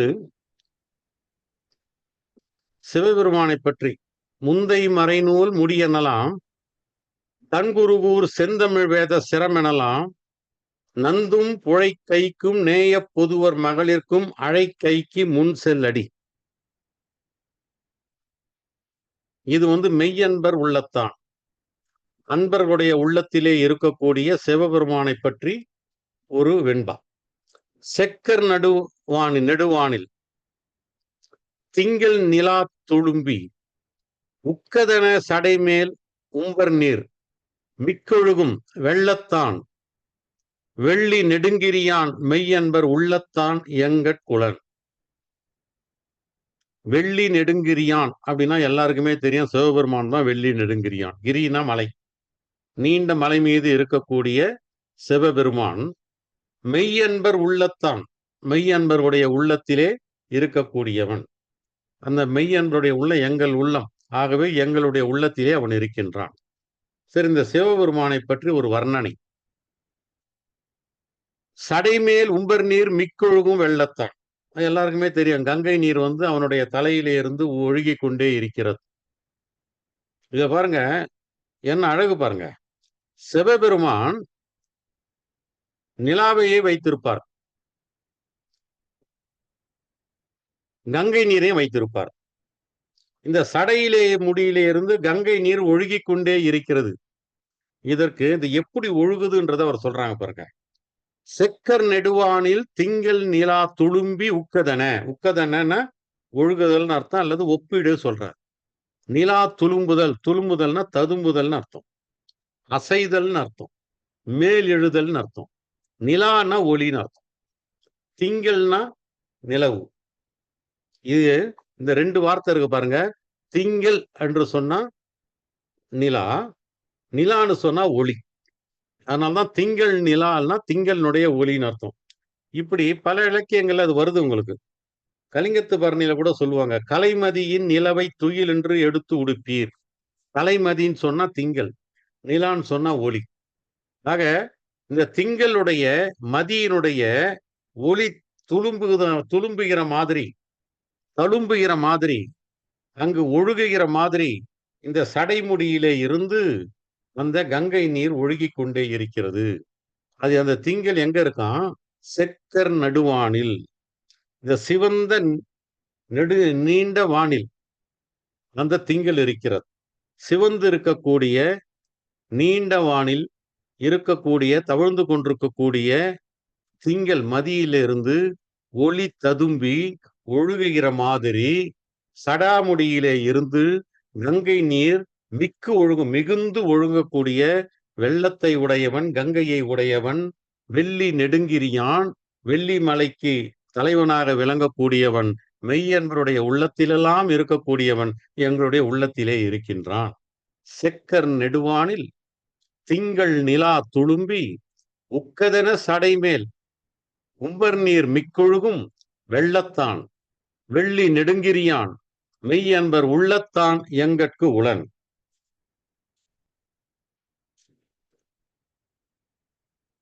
அவன் தேர்ல போறான். இது பாருங்க, ஒரு அழகான ஒரு இன்சிடன்ஸ் பாருங்க. நம்ம ஜெயலட்சுமி மணிகண்டனை பார்த்தீங்கன்னா ஒரு பசுஞ்சோலையாவே போட்டு உட்கார்ந்துட்டு இருக்காங்க. அதே மாதிரி தீபன் இன்றைய முறை போட்டிருக்கிறது ஒரு பச்சை நிறத்தை மாதிரி போட்டிருப்பார் அந்த அழைப்பதர் கூட. ஏனென்று சொன்னால் நலவெண்பாவில் இந்த படலத்தில், இந்த காட்சியில் வெறும் சோலையைத்தான் காட்டுறார் புகழேந்தி. சோலைக்குள்ளே இருக்கக்கூடிய காட்சிகள், சில பெண்கள் நெற்றிக்கண் உடையவர்களாக தெரிகிறார்கள், சில பெண்களுக்கு 3 முகம் உடையவர்களாக தெரிகிறார்கள், சில பெண்கள் பூங்கொடியை தொடுகிறார்கள், அந்த பூங்கொடியுடைய காலிலே வந்து விழுகிறது. சில இடங்களிலே வண்டுகள் ரீங்காரித்துக் கொண்டிருக்கும், அதுவெல்லாம் அவர்களை பார்த்து வா வா என்று கூப்பிடுகிற மாதிரி இருக்கின்றது. இப்படி சில இடங்களிலே பெண்கள் மலர்களை விட்டுவிட்டு தளிரை கொய்து கொண்டிருக்கிறார்கள். இப்படி பல காட்சிகளை, பூங்காவிலே இருக்கக்கூடிய காட்சிகளை எல்லாம் புகழேந்தி இந்த இடத்திலே வர்ணித்துக் கொண்டிருப்பார். இப்ப அவன் தேரில் ஏறுகிறான். திருமணம் முடிந்து விட்டது, தேரிலே ஏறினான். தவள தனிக்குடையின் வெண்ணிழலும் தையல் குவளை கருநிழலும் கொள்ள பவள கொழுந்தேரி சென்னல் கொலை சாய்க்கும் நாடன் செழுந்தேரில் ஏறினான் சென்று. பவள கொழுந்தேரி, இந்த பவளக்கொடி என்று சொல்றோம் இல்லைங்களா, பவளக்கொடியிலே முத்துக்கள் பூத்தால், அது மாதிரி இந்த பவளக்கொடி இருக்க, அது ஏறி சென்னல் கொலையை சாய்த்து விடுகிறதாம். அப்படிப்பட்ட நாடு. இத ஒரு உருவகமாகவும் சொல்றாங்க. எப்படி சொல்றாங்கன்னா, இந்த நளன் பகைவர்கள் மீது ஏறி அவர்களை சாய்த்து விடுகிறான் என்பதை இப்படி உருவகமாக சொல்லி வைத்திருக்கிறார் புகழேந்தி என்று ஒரு கருத்து கூட உண்டு. பவள கொழுந்தேரி சென்னல் கொலை சாய்க்கும் நாடன் நலன் செழுந்தேரில் ஏறினான் சென்று. செழுந்தேர் அப்படின்னு சொன்னா விரைந்து செல்லக்கூடிய குதிரைகளை உள்ள தேர், பூட்டி இருக்கக்கூடிய தேர். வீட்டு இருக்கக்கூடிய அந்த இடம் இருக்கு பாருங்க, ஆசனம், அது மிக சிறப்பாக இருக்கும். போருக்கு தேவையான அத்தனை கருவிகளும் அந்த தேரிலே இருக்கும். இவையெல்லாம் இருந்தால்தான் அது செழுந்தேர்னு அர்த்தம். ஆக பவளக்கொடியானது சென்னலை சாய்க்கக்கூடிய நாட்டுக்கு சொந்தக்காரனான நலன் செழுமையான தேரிலே ஏறி சென்றான். ஏறி சென்ற பொழுது 2 விதமான நிழல் அவங்கிட்ட வருது. ஒரு நிழல் அவனுடைய வெண்கொற்ற குடையினுடைய வெண்மையான நிழல், தவள தனிக்குடையின் வெண்ணிழலும், தையல் குவளை கருநிழலும், தமயந்தியினுடைய குவளை போன்ற கண்களிலே இருக்கக்கூடிய கருநிழலும். ஆக 2 வகையான நிழல் அவனை சுற்றி கொண்டே இருக்கிறது. ஒன்று அவனுடைய வெண்கொற்ற குடையினுடைய நிழல், இன்னொன்று தமயந்தினுடைய கருமையான கண்ணினுடைய நிழல். இந்த 2க்கும் மத்தியில் நலன் தேரிலே ஏறி செல்கின்றான். தவள தனிக்குடையின் வெண்ணிழலும் தையல் குவளை கருநிழலும் கொள்ள பகைவர் கொழுந்தேரி சென்னல் கொலை சாய்க்கும் நாடன் செழுந்தேரில் ஏறினான் சென்று.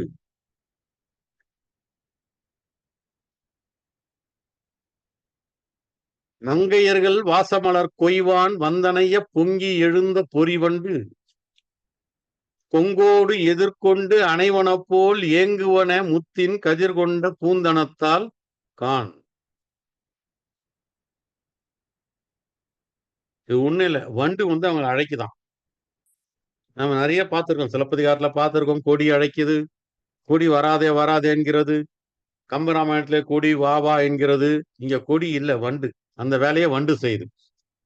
மங்கையர்கள் வாசமலர் கொய்வான், மங்கையர்கள் வாசமிக்க மலர்களை எல்லாம் கொய்ய வருகின்றார்கள். அப்ப அந்த மலர்களை எல்லாம் தொடுகிறார்கள், வந்து அணைய தொடுகிறார்கள். உடனே என்ன ஆகும்? பொங்கி எழுந்த பொறி வண்டு, அங்கிருந்து வண்டு பொங்கி எழுந்து விடுகிறது. அது எப்படி எழுந்து விடுகிறது? கொங்கோடு, கொங்குன்னா மகரந்தம், பொங்குதேர் வாழ்க்கை அஞ்சுரை தும்பி குறுந்தொகை. கொங்கோடு எதிர்கொண்டு அணைவன போல், எதிர்கொண்டு வா வா என்று அழைப்பது போல ஏங்குவன முத்தின் கதிர்கொண்ட பூந்தனத்தால் கான். ஏங்குவன அழைப்பனன்னு அர்த்தம். இங்க வருவதை பார்த்து வாங்க வாங்க என்று. முத்தின் கதிர்கொண்ட பூந்தனத்தால் கான். இது தமயந்தி. தமயந்தியையும் அது அழைக்குதான். தமயந்தி மட்டும் அழைக்கிறதா நான் சொல்லியிருக்காரு. ஆனா நம்ம அப்படி சொல்ல முடியாது, ரெண்டு பேரும் தானே வராங்க. இருவரையுமே அந்த வண்டானது அழைத்துக் கொள்கிறது. வண்டு எதிர்கொள்வன. மங்கையர்கள் வாசமலர் கொய்வான் வந்தனைய பொங்கி எழுந்த பொறிவண்டு கொங்கோடு எதிர்கொண்டு அணைவன, வாங்க வாங்க நேர்கொண்டு அழைக்கிற மாதிரி ஏங்குவன முத்தின் கதிர்கொண்ட பூந்தனத்தால் கான். இது வந்து பொதுவா சொல்றது. பாவையர் கைதீண்ட பணியாதார் யாவரே பூவையர் கைதீண்டலும் அப்பூங்கொம்பு மேவியவர் பொன்னடியர் தாழ்ந்தனவே பூங்குழலாய் காணென்றான் மென்னெடுவேல் கையான் விரைந்து. போன பாட்டுல வந்து தமயந்தியை விழித்து சொன்னார், முத்தின் கதிர்கொண்ட பூந்தனத்தால் கான் சொன்னாரு. இங்க வந்து மின்னெடுவேல் கையான் விரைந்துன்னு நலனை சொல்றார். நலன் வந்து தமயந்தி கிட்ட சொல்றார், பாத்தியா பூங்கொடியை பார், அதை தீண்டுகின்ற பாவையரை பார். அவங்க தீண்டுகிற பொழுது என்ன நடக்குது? அந்த பூங்கொடி பணிந்து காலில் விழுது என்று சொல்றார். பாவையர் கை தீண்ட பணியாதார் யாவரே. பெண்ணுடைய கையை கைப்பட்டால் பணியாதவர்கள் யார் இருப்பார்கள்? பூவையர் கை தீண்டலும் பூங்கொம்பு. அந்த பூவையர், பாவை பூவை எல்லாமே நமக்கு தெரியும், அது வந்து பெண்கள் தான் ரெண்டுமே. பூவையர் கை தீண்டலும் அப்பூங்கொம்பு, அந்த பூங்கொம்பானது மேவியவர், மேவியவர்னு விரும்பின்னு அர்த்தம். அவங்க போட்டு வளைக்கல, அந்த கொம்பை போட்டு அவங்க விரும்பி கஷ்டப்பட்டு வளைக்கல. நம்ம சமயத்துல எட்ட முடியாத மரக்கிளை அப்படி இழுக்கிறோமா, அது மாதிரி பண்ணல. விரும்பியவர், மேவியவர் பொன்னடியில் தாழ்ந்தனவை, பொன் போன்ற அடி அதை தாழ்ந்தது, அவர்கள் அடியிலே தாழ்ந்தனவே பூங்குழலாய் காணென்றான், தமயந்தியே பார் என்றான். யார் சொல்றது? மின் நெடுவேல் கையான் விரைந்து. மின் போன்ற நீண்ட வேலை கையிலே வைத்திருக்கக்கூடிய நலன் இதை சொல்றான். பார் பார், சீக்கிரம் பார், அந்த காட்சியை பார் என்று அவன் சொல்றான். பாவையற்கை தீண்ட பணியாதார் யாவரே பூவையற்கை தீண்டலும் பூங்கொம்பு மேவியவர் பொன்னடியில் தாழ்ந்தனவே பூங்குழலாய் காணென்றான் மின்னெடுவேல் கையான் விரைந்து. மங்கை ஒருத்தி மலர்கொய்வால் வான்முகத்தை பங்கயம் என்றெண்ணி படிவண்டை செங்கையால் காத்தால கைமலரை காந்தலென பாய்தலுமே வேர்த்தாலை காணென்றான் வேந்து. ரொம்ப அந்த அழகான சொல்லாட்சி பாருங்க. காத்தால, காத்தாளுதல்னா தடுத்தல்னு அர்த்தம். கைமலரை காந்தலென, அப்படி அந்த ரெண்டும் நெடில் போடும் பொழுது அந்த கவிதைக்கே ஒரு அழகு வருது. ஒரு முறை கண்ணதாசன் தான் சொன்னார், ஒரு பாடல் எழுதும்போது மருதகாசி சொன்னாராம், இந்த பாட்டை நீ நெடில்ல ஆரம்பிப்பா, அப்ப அந்த பாட்டு ரொம்ப நல்லா வரும்னு சொன்னாராம். அது மாதிரி நல்லா வந்ததுன்னார். அது மாதிரி இந்த நெடில் ரெண்டுத்தையும் கொண்டு வந்து போட்டுருக்கார் பாருங்க. காத்தால கைமலரை காந்தலன பாய்தலுமே வேர்த்தாலை காணென்றான் வேந்து. மங்கை ஒருத்தி மலர் கொய்வாள், அவ வந்து மலரை கொய்கிறாள். வாழ்முகத்தை அடிக்கடி பார்த்திருக்கோம். வாழ் என்று சொன்னால் ஒளிமுகத்தை. பங்கயம் என்றெண்ணி படிவண்டை, அது தாமரை பூ என்று நினைத்து அது முகத்துல அந்த வண்டு வந்து சேருதான். அதை என்ன பண்றா, செங்கையால் காத்தால, இந்த செங்கையால தன்னுடைய சிவந்த கைகளாலே அதை தடுக்கின்றாள். அந்த அப்படி தடுக்கிற பொழுது அந்த கைமலரை காந்தலென பாய்தலுமே, இது காந்தல் பூ என்று நினைத்து அந்த வண்டு பாய்கிறதாம். அதனாலே அவளுக்கு வேர்த்து போகிறது என்று இந்த பாட்டு உங்களுக்கு அத்தனை பேருக்குமே தெரியும். கவியரசு கண்ணதாசன் அவர்கள் ஒரு திரைப்படத்துக்கு பாட்டு எழுதினார். உன் வண்டுன் மலரென்று முகத்தோடு மோத என் மலை கொண்ட கையாலே மெதுவாக மூணு எழுதியிருப்பார். என் கருங்கூந்தல் அவிழ்ந்தோடி மேகங்களாக நான் பறந்தோடி வந்தேனே அதை இங்கு கூற. இதெல்லாம் அவருடைய கற்பனை. பொன் வண்டொன்று மலரென்று முகத்தோடு மோத வலை கொண்ட கையாலே மெதுவாக மூடன்றது நலவென்பா கற்பனை. அதே விவேக சிந்தாமணியில் ஒரு பாட்டு உண்டு. ஒரு பெண் என்ன பண்றாளாம், ஒரு நாவப்பழத்தை பார்த்து அதை கையில இருந்து எடுக்கிறாளாம். நாவப்பழத்தை கையால் எடுக்கிறாளாம். என்ன தேனுகர் வண்டு தியங்கியே இருந்தது கண்டு. இந்த மலர்ல வந்து ஒரு பூல வண்டு இருந்திருக்கு. அதை வந்து கையால எடுத்துடுறான். எடுத்த உடனே இது அவ செஞ்ச வேலை. இது நாவல் பழம்னு நினைச்சு அந்த வண்டை கையில எடுத்துடுறான்.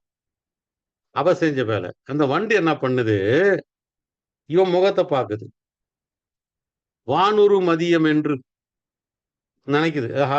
இது வானூறு மதியம், இது நிலா, இது மலர்கரம் கூம்பும் தாமரை போன்ற கரம், இது செங்கை தானே, தாமரை போன்ற கை, இது இந்த மலர்கரம் கூம்பி விடும் என்று பயந்து அந்த வண்டு போய்விடுகிறது.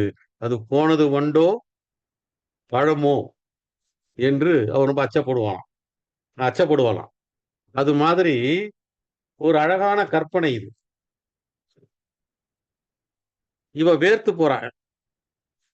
ஏன்னா அந்த வண்டு வந்து அவ கையை காந்தல் என்று தொடுகிற காரணத்தினாலே அவள் வேர்த்து விடுகின்றாள். இப்படி இந்த பாட்டுக்கு 2 விதமான ஒப்பீடு நம்ம சொல்லலாம். விவேக சிந்தாமணியிலும் ஒரு ஒப்பீடு இருக்கிறது. அதே மாதிரி கண்ணதாசனுடைய பாடலையும் ஒப்பீடு இருக்கிறது. மங்கை ஒருத்தி மலர் கோய்வாள் வாழ்முகத்தை பங்கயம் என்றெண்ணி படிவண்டை செங்கையால் காத்தால கைமலரை காந்தலன பாய்தலுமே வேர்த்தாலை காணென்றான் வேந்து.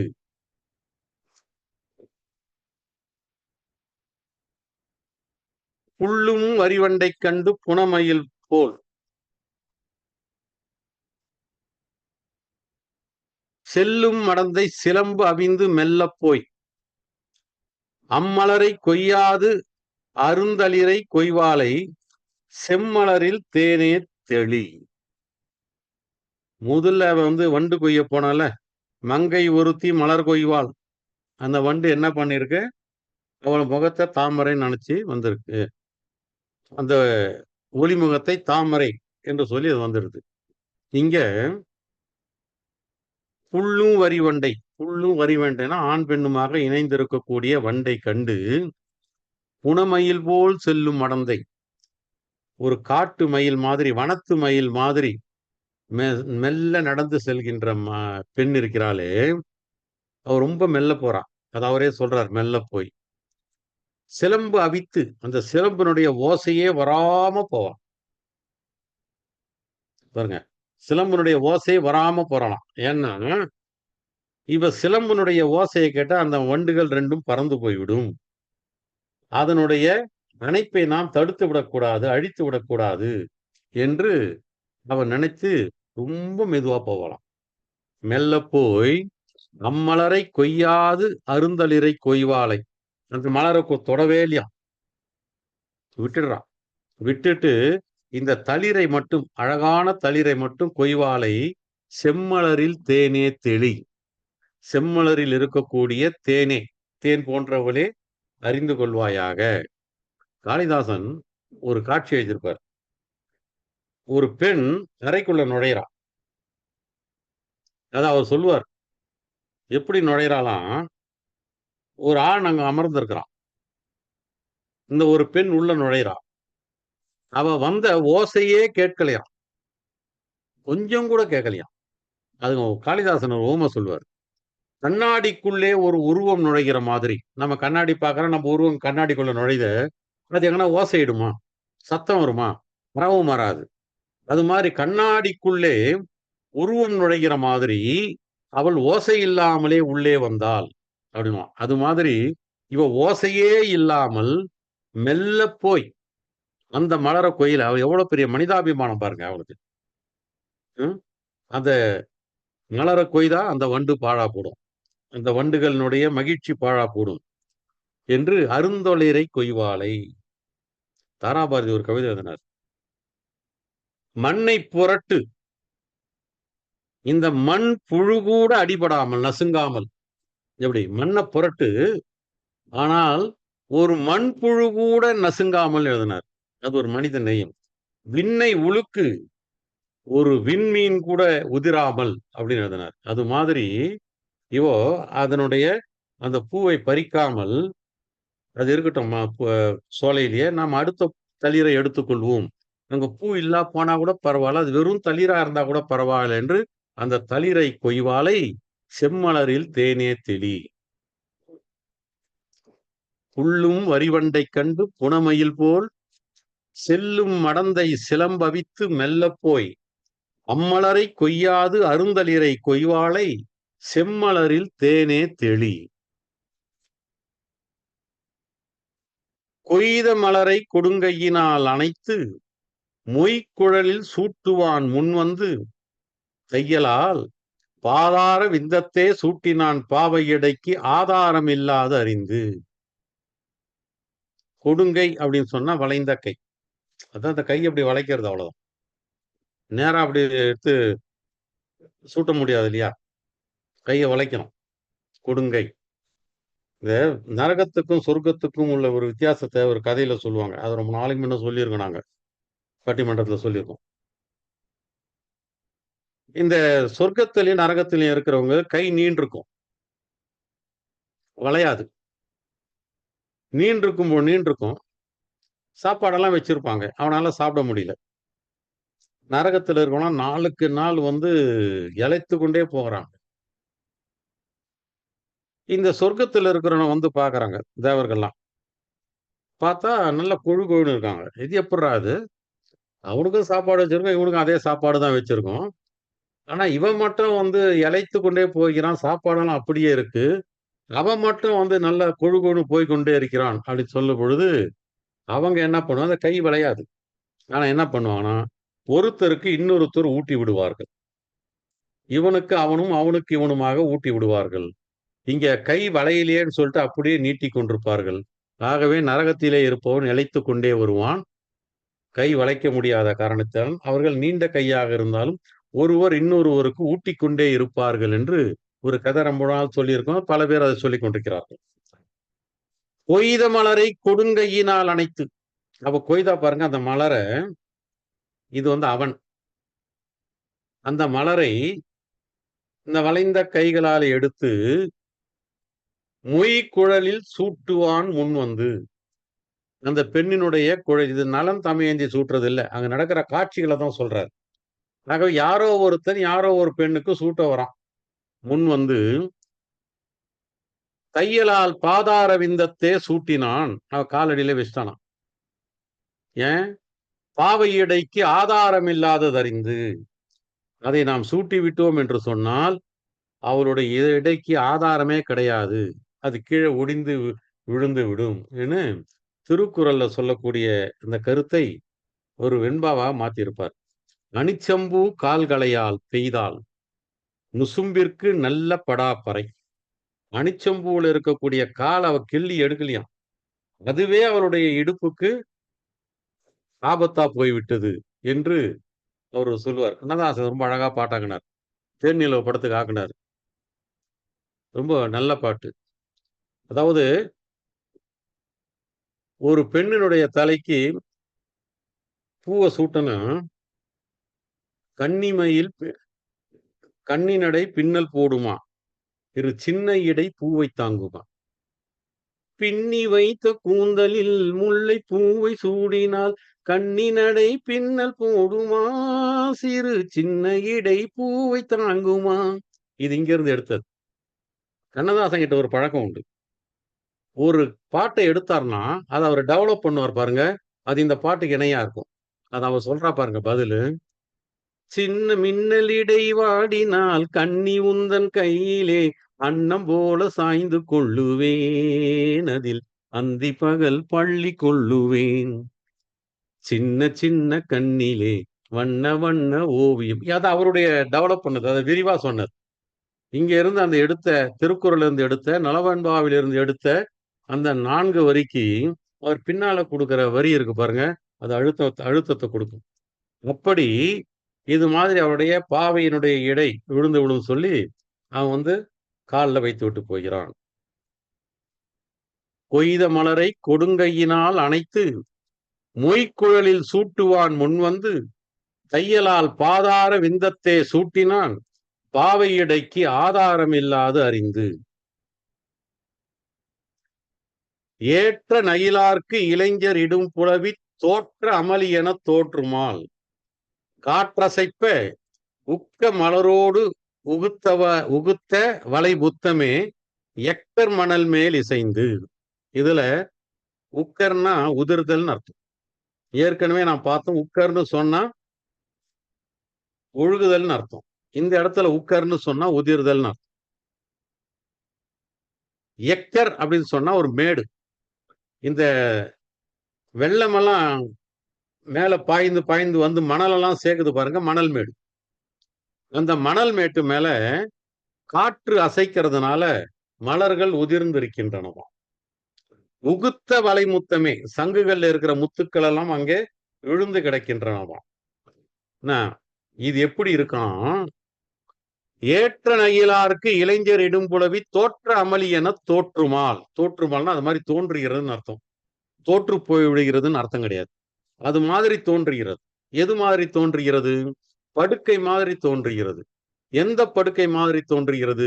இடும்புலவி தோற்ற, அந்த ஊடலிலே தோற்று போன பெண்கள், இந்த ஊடல் கொண்ட பெண்கள் என்ன செய்யறாங்க? கோபத்துல தன்னுடைய கைவளைகளையும் தன் மலர்களையும் தூக்கி படுக்கை மீது போட்டு விட்டு போனார்களே, அது மாதிரி காற்றசைப்ப உக்க மலரோடு உகுத்தவளை முத்தமே எக்கர் மணல் மேலிசைந்து.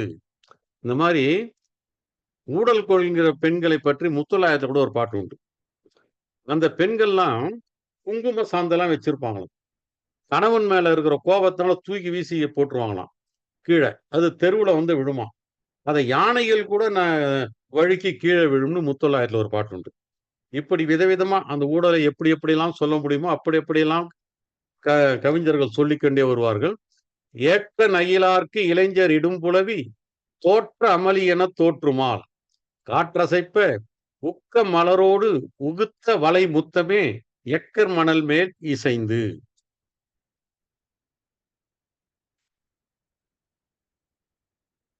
கலர்ந்த மலர் சிந்தி அம்மலர் மேற் கொம்பு புலர்ந்து அசைந்து பூவனை மேல் புள்ளி கலந்து ஒசிந்த புல்லென்ற கோலத்து பூவையரை போன்றதே அல்லென்ற சோலை அழகு. அலர்ந்த அப்படின்னா மலருக்கு அடுத்த நிலை அலர். அரும்பு, போது, மலர் நமக்கு நல்லா தெரியும். வள்ளுவரே நமக்கு இந்த 3 வார்த்தைகளையே மனசுல பதிய வச்சிட்டார். காலை அரும்பி பகலெல்லாம் போதாகி மாலை மலரும் அந்நோய். இப்ப மலர்னுடைய அடுத்த நிலை இருக்கு பாருங்க, இன்னும் பறந்து விரியறதுக்கு அலர்னு பேர். அதுக்கு அடுத்த நிலை வி. வீன்னு சொன்னா கீழே விழக்கூடுவது. விழற நிலையில இருக்குது பாருங்க, அதுக்கு வீன்னு பேரு. மலருக்கு அடுத்த நிலை அலர். அதனால்தான் அலர்ந்த மலர் சிந்தி அம்மலர் மேல் கொம்பு புலர்ந்து அசைந்து பூவனை மேல் புள்ளி கலந்து ஒசிந்த புல்லென்ற கோலத்து பூவையரை போன்றதே அல்லென்ற சோலை அழகு. இதை 3ஆ பிரிச்சிருவோம். அலர்ந்த மலர் சிந்தி அம்மலர் மேற்கொம்பு புலந்தசிந்து, இது ஒரு கட்டம். பூவனை மேல் புள்ளி கலந்தொசிந்த புல்லென்ற கோலத்து பூவையரை போன்றதே, இது ஒரு கட்டம். அல்லென்ற சோலை அழகு. அல்லுனா இரவுன்னு அர்த்தம். நாளங்காடி அல்லங்காடின்னு நம்ம சிலப்பதிகாரத்திலே பார்த்திருக்கோம். அல் என்று சொன்னால் இரவு. இந்த இரவு நேரத்துல சோலை எப்படி தளர்ச்சியா இருக்கிறது சொல்றார். எப்படி தளர்ச்சியா இருக்கான்? பூவெல்லாம் சிந்தி போய் அங்க இருக்கக்கூடிய அந்த கிளைகள் எல்லாம் ரொம்ப வருத்தத்தோடு அசைந்து கொண்டிருக்கின்றன. இதற்கு என்ன ஊமைன்னு சொன்னா, படுக்கை இருக்கக்கூடிய பெண்கள் எப்படி தளர்ந்திருக்கிறார்களோ, புல்லென்றன்னா அனைத்தேன்னு அர்த்தம். இப்படி கலந்து ஒசிந்த புல்லென்ற இப்படி இருக்கிறார்களோ, அவர்களுடைய தளர்ச்சியை போன்றது இந்த சோலையினுடைய தளர்ச்சி என்று சொல்றார். இதுக்கு மேல நம்ம விவரிக்க வேணாம் அத. வளர்ந்த மலர் சிந்தி அம்மலர் மேற்கொம்பு புலர்ந்து அசைந்து பூ அணைமேற் புள்ளி, புல்லுதல்னா அணைத்தல் தெரியும். கலந்தொசிந்து புல்லென்ற கோலத்து, புல்லுன்னா தளர்ந்த கோலம்னு அர்த்தம். அந்த இடத்துல புள்ளின்னா தழுவின்னு அர்த்தம். பூவணை மேல் அணையிலே தழுவின்னு அர்த்தம். கலந்து ஒசிந்த புல்லென்ற அப்படின்னா தளர்ந்த கோலத்து, பூவையரை போன்றதே அல்லென்ற சோலை அழகு. சொல்லுங்க.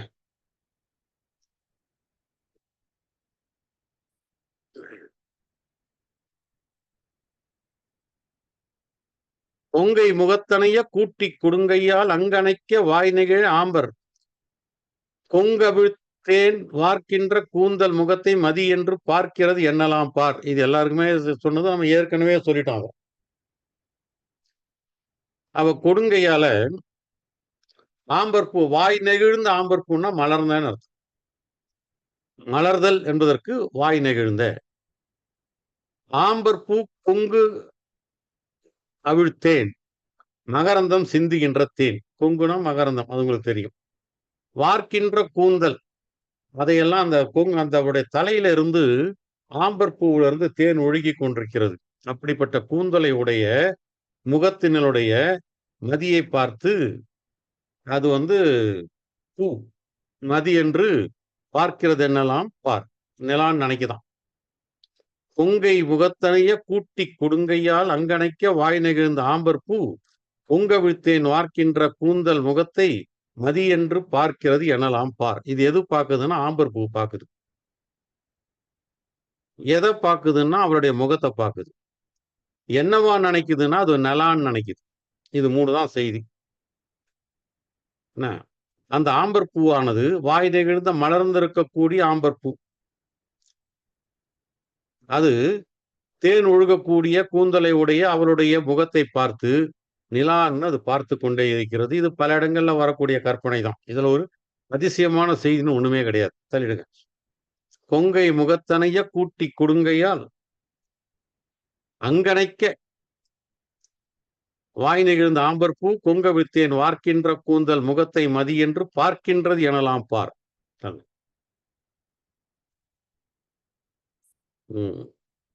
கொய்த குவளை கிழித்து குறுநுதல் மேல் எய்த தனி வைத்த ஏந்திழையால் வையத்தார் உண்ணா கடிவுடத்தை உண்ட ஒரு 3 கண்ணானை போன்றாலே காண்.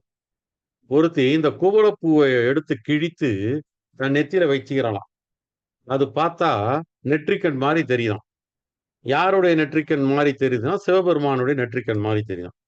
சிவபெருமான் எப்படிப்பட்டவர்னு கேனா, உண்ணா கடிவுடத்தை, வையத்தார் உண்ணா கடிவுடத்தை, உலகத்திலே இருக்கிற மக்கள் எல்லாம் உண்ண முடியாத உண்ணக்கூடாத கடுமையான விஷத்தை உண்டவன் யாரு? சிவபெருமான், நீலகண்டன். 3 கண்ணானை, அவனுடைய 3 கண் இருக்கும் மாதிரி இவருடைய கண் இருக்கான். ஏன் இருக்குன்னு கேட்டா, அவ அந்த குவளை பூவை வச்சிருக்காரு. அழகான ஒரு வார்த்தை, தனி வைத்த. மொத்தமா வைக்கல. அந்த இதழினுடைய இதழ் இருக்கு பாருங்க, அந்த குவளையினுடைய இதழ் பெட்டல், அந்த ஒரு பெட்டலை மட்டும் எடுத்து தனி வைக்கிறானாம். அததான் தனி வைத்த ஏந்தடையால். ரொம்ப தனி என்ற வார்த்தை இந்த இடத்துல எவ்வளவு அழகு கொடுக்குது பாருங்க, பொருள் கொடுக்குது பாருங்க. கொய்த மலரை கிழித்து, அந்த மலரை கிழிக்கிறான். குறுநுதல் கண், குறுமையான நுதல் கண் எய்த அங்க வைக்கிறா. தனி வைத்த, தனியாக வைக்கிறாள். இந்த இடத்துல தனின்ற சாதாரண சொல்லுக்கே ஒரு அழகு வரும். சில நேரங்கள் அப்படித்தான். கவிதையில பாத்தீங்கன்னா ஒரு சாதாரண சொல்லா இருக்கும், அது கவிதையில அழகு கொடுத்துரும். அது மாதிரி தனி வைத்த ஏந்தடையால், இப்படி அந்த கோவளையினுடைய ஒரு இதழை எடுத்து நெத்தியில வைக்கிறானாம். அது 3 கண் மாதிரி தெரிகிறது. அப்படிப்பட்டவளை பார் தமயந்தின்னு நலன் சொல்றான். சொல்லுங்க. கொய்த குவலை கிழித்து குறுணுதல் மேல் எய்து தனி வைத்த ஏந்தழையால் வையத்தார் உண்ணா கடிவடத்தை உண்ட ஒரு 3 கண்ணானை போன்றனலே காண்.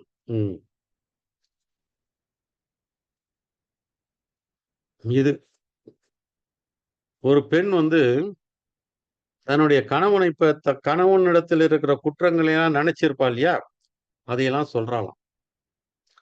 கொழுநன் கொழுந்தாரை நீர் வீச. கொழுமைய தாரைனா நீர், இல்லைன்னா மழை. இங்க மழைனா தானா பொழிகிறது மழை. இங்க கொழுநன் அள்ளி வீசுறதுனால ஒரு தண்ணி தான். கொழுந்தாரை ரொம்ப அளவுக்கு மீறி தண்ணியை தூக்கி மேல வீசுறான். அப்படியே ஏன்னா ஒரு குடத்து தண்ணீரை தூக்கி வீசுறான்னு வைத்துக் கொள்ளலாம். கொழுந்தாரை வீச கூசி அப்படியே கூசிடுறான். செழுமுகத்தை தாமரைக்கே சேர்த்தால், ஒரு தாமரை பூவை கொண்டு அப்படி மறைச்சிக்கிறான். இந்த முகத்தை அப்படியே தாமரை போல மறைச்சுக்கிறான். கிழிமிய அக்கோமகற்கு தான் நினைந்த குற்றங்கள் அத்தனையும் பூமகற்கு சொல்வாள் போல அதை கொண்டு மறைக்கிறா பாருங்க. அது ஏன் அப்படி மறைக்கிறா அப்படிங்கிறதுக்கு தற்குறிப்பேற்றணியாக கவிஞனே ஒரு கற்பனையை சொல்றான். அந்த பெண் கெழுமிய அக்கோமகற்கு, இந்த கெழுமியன்றது இந்த கோமகருக்கு, செழுமிய கெழுமிய எல்லாம் ஒண்ணுதான். செழுமிய கோமகருக்கு, கோன்னா தலைவன், மகன்னா ஆண். இந்த தலைவனுக்கு தான் நினைத்த குற்றங்கள், அவன் குற்றம் செய்யல, இன்னொன்னு தான் கருதிய குற்றங்கள் அவன் நினைக்கிறான். இவன் செய்ததில் இருக்கக்கூடிய குற்றங்களை எல்லாம் நினைக்கிறா இல்லையா, அந்த குற்றங்களை எல்லாம் பூமகற்கு சொல்வாள் போல, இந்த தாமரைக்குள்ளே இருக்கக்கூடிய லக்குமிக்கு சொல்வாள் போல அதுக்கு இருக்கான். எது இருக்கு? அவ தாமரையை கொண்டு முகத்துல சேர்த்தது. அது சில பேர் உள்ளங்கையை சேர்த்ததுன்னு கூட சொல்லியிருக்காரு நம்முடைய ஒரு உரையாசிரியர். ஆனா எனக்கு என்ன தாமரைங்கிறதும் பொருத்தமா இருக்கு. ஏன்னா பூமகள் அப்படின்னும் பொழுது உள்ளங்கைக்கு அது பொருந்தி வருமானு தெரியல. கொழுநன் கொழுந்தாரை நீர் வீச பூசை செழுமுகத்தை தாமரைக்கே சேர்த்தாள். கெழுமிய அக்கோமகற்கு தான் நினைந்த குற்றங்கள் அத்தனையும் பூமகற்கு சொல்லுவாள் போல். அவன் நினைக்கிற குற்றங்களை எல்லாம் சொல்றான். சொல்லுங்க. இது ஒரு சாதாரண பாட்டு தான். பொய்தல் கமலத்தின் போதிரண்டை காதிரண்டில் பெய்து முகமூன்று பெற்றால் போல எய்த வருவாளை பாரென்றான் மாற்றாரை வென்று செருவாளை பார்த்து ஓக்கம் செய்னா முருகன்னு பல இடங்கள்ல சொல்லியிருக்கோம். அதே மாதிரி மாற்றாரை வென்று செருவாளை பார்த்து ஓக்கம் பகைவர்களை எல்லாம் வென்று அவன் கையில இருக்கக்கூடிய வாளை ரொம்ப பெருமிதத்தோட பார்ப்பானாம். எப்படிப்பட்ட சொல்றானா யாருகிட்ட? தமையந்தி கிட்ட. பார்ப்பார், அங்க ஒருத்திய பார் எப்படி இருக்கா. பொய்தல் கமலத்தின் அப்படின்னு. பொய்தல் அப்படின்னா வீழுதல்னு ஒரு அர்த்தம் இருக்கு.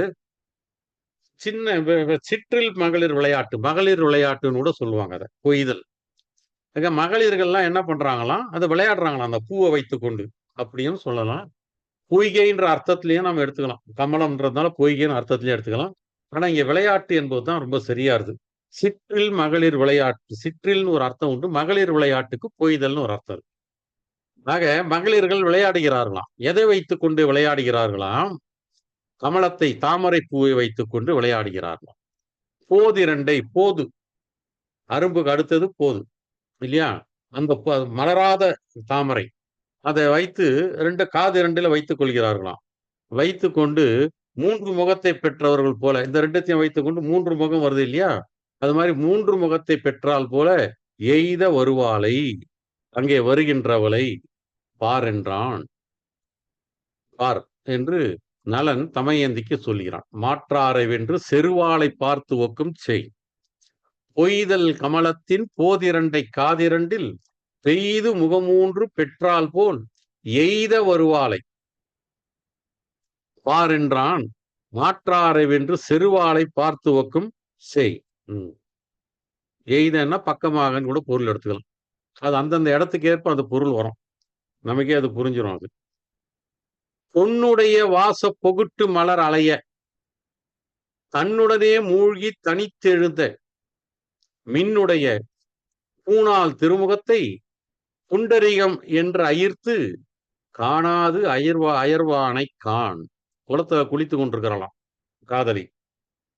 காதலன் மேல நிக்கிறான். என்ன அவ காணுமேன்னு அவன் நினைக்கிறான். ஆனா மேல வந்திருக்கான். அவனுக்கு அவ தெரியல. ஏன் தெரியலன்னா அது தாமரைப்பூ மாதிரி தெரியலாம். அதான் அவன் முகம் தாமரை பூன்ற மாதிரி சொல்றாரு, அவ்வளவுதான். பொன்னுடைய வாச அழகுடைய வாசம் பொகுட்டுன்னா அந்த குமிழின்னு சொல்லுவாங்க. தாமரையினுடைய கொட்டைக்கு பொகுட்டுன்னு பேர். குமிழின்னு சொல்லுவாங்க. மலை கூட சொல்லுவாங்க. மலை பொகுட்டுன்னு கூட சொல்லுவாங்க.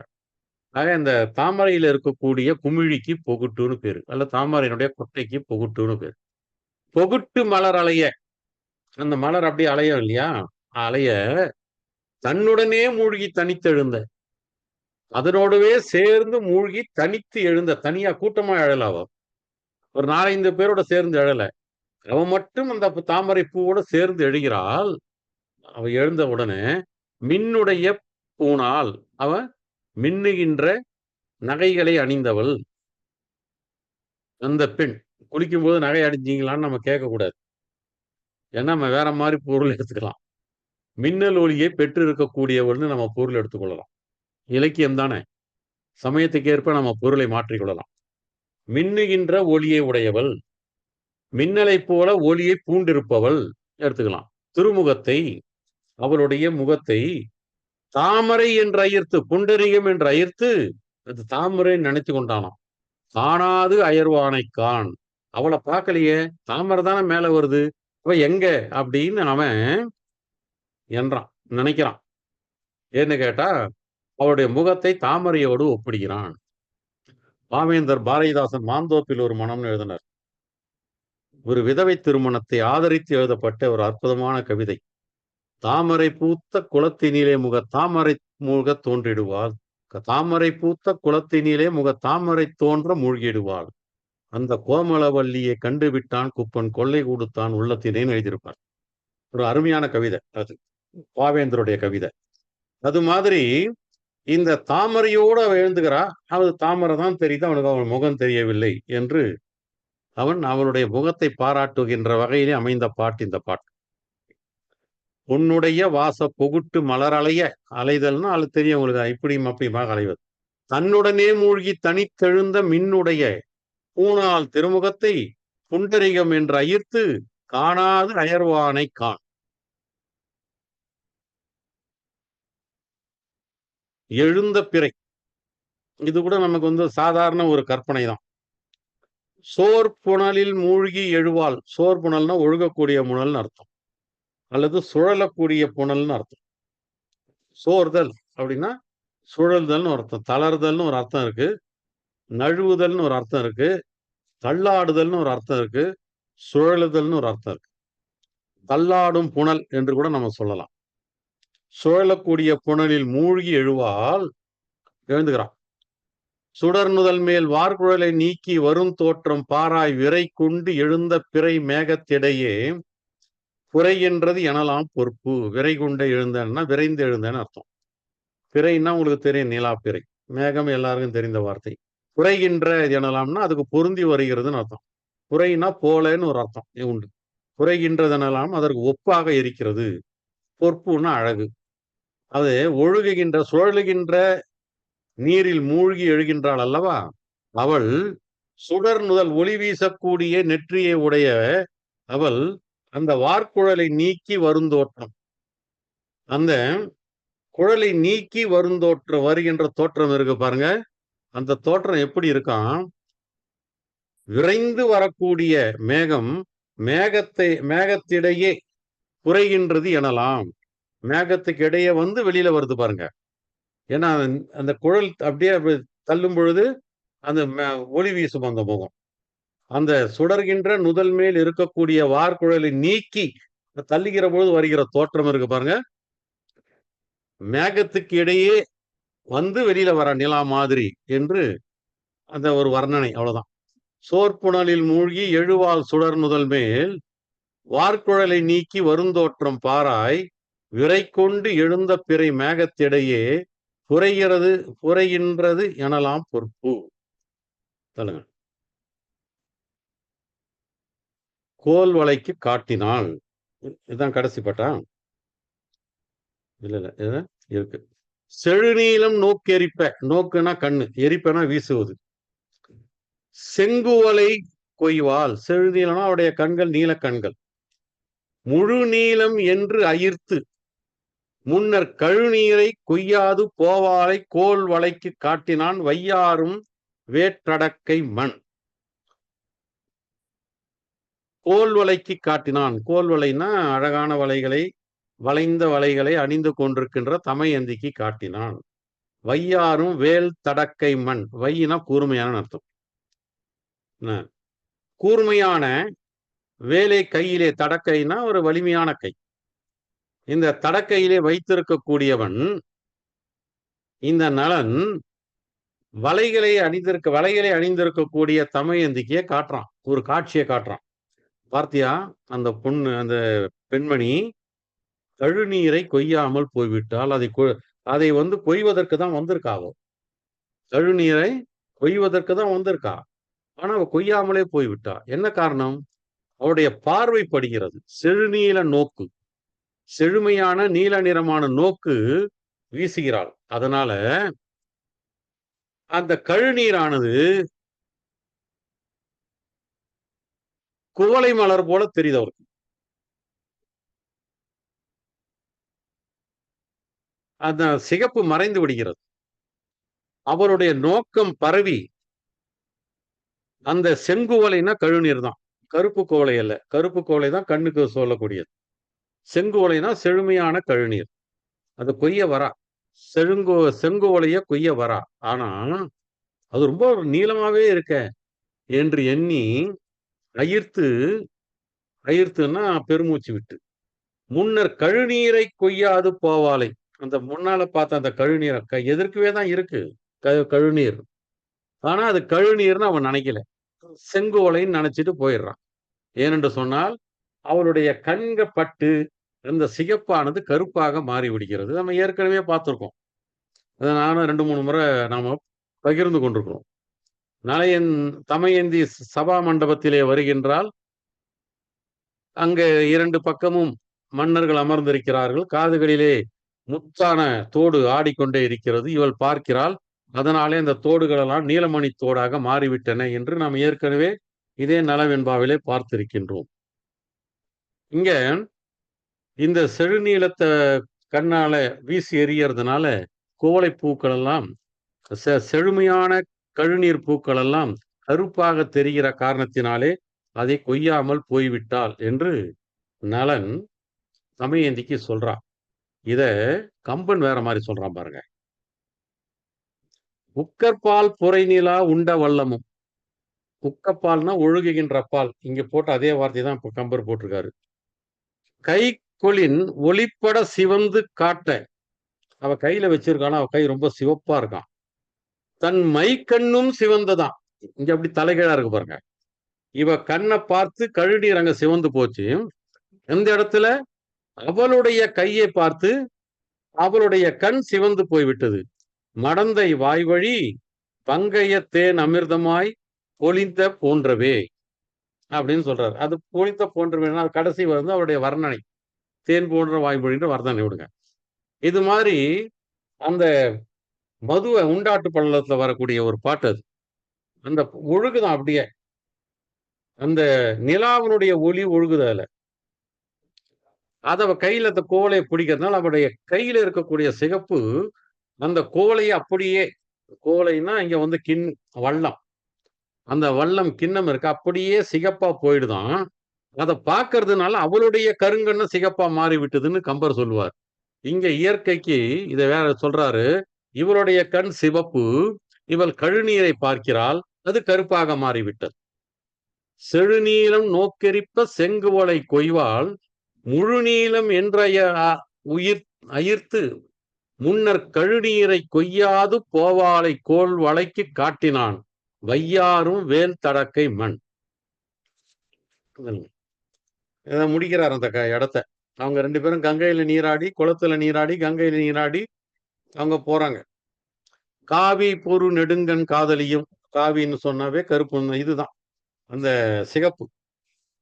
சிவந்து இருக்கக்கூடிய செவ்வரி ஓடிய கண்கள் இரண்டினில் சேலோடு வேலாடன மாதிரி இங்க செவ்வரி ஓடிய கண்கள். காவி பொரு நெடுங்கன் பொருந்தக்கூடிய அல்லது போரிடக்கூடிய நீண்ட கண்களை உடைய காதலியும் காதலனும் நலனும் வாவியும் ஆறும் குடைந்தாடி. வாவினாலும் நீர்நிலை தான், ஆறுனாலும் நீர்நிலை தான். குடைந்தாடி தேவின் கழியாத சிந்தையுடன், தேவினா தெய்வ சிந்தனையோடு, தெய்வத்தை மறக்காத சிந்தனையுடன் கங்கை நதி ஆடி, கங்கை நதியிலே ஆடினார்கள். ஒழியாது உறைந்தார் உவந்து. ஒழியாது உறைந்தார் உவந்துன்னா ஒருவரை ஒருவர் விட்டு நீங்காமல் அவர்கள் மகிழ்ச்சியாக நீராடி வெளியே வந்தார்கள். காவி பொரு நெடுங்கண் காதலியும் காதலனும் வாவியும் ஆறும் குடைந்தாடி தேவின் கழியாத சிந்தையுடன் கங்கை நதி ஆடி ஒழியாது உறைந்தார் உவந்து. இப்படி இந்த 19 பாட்டு இதுல ஒண்ணு எல்லாமே வர்ணனைகள் தான்.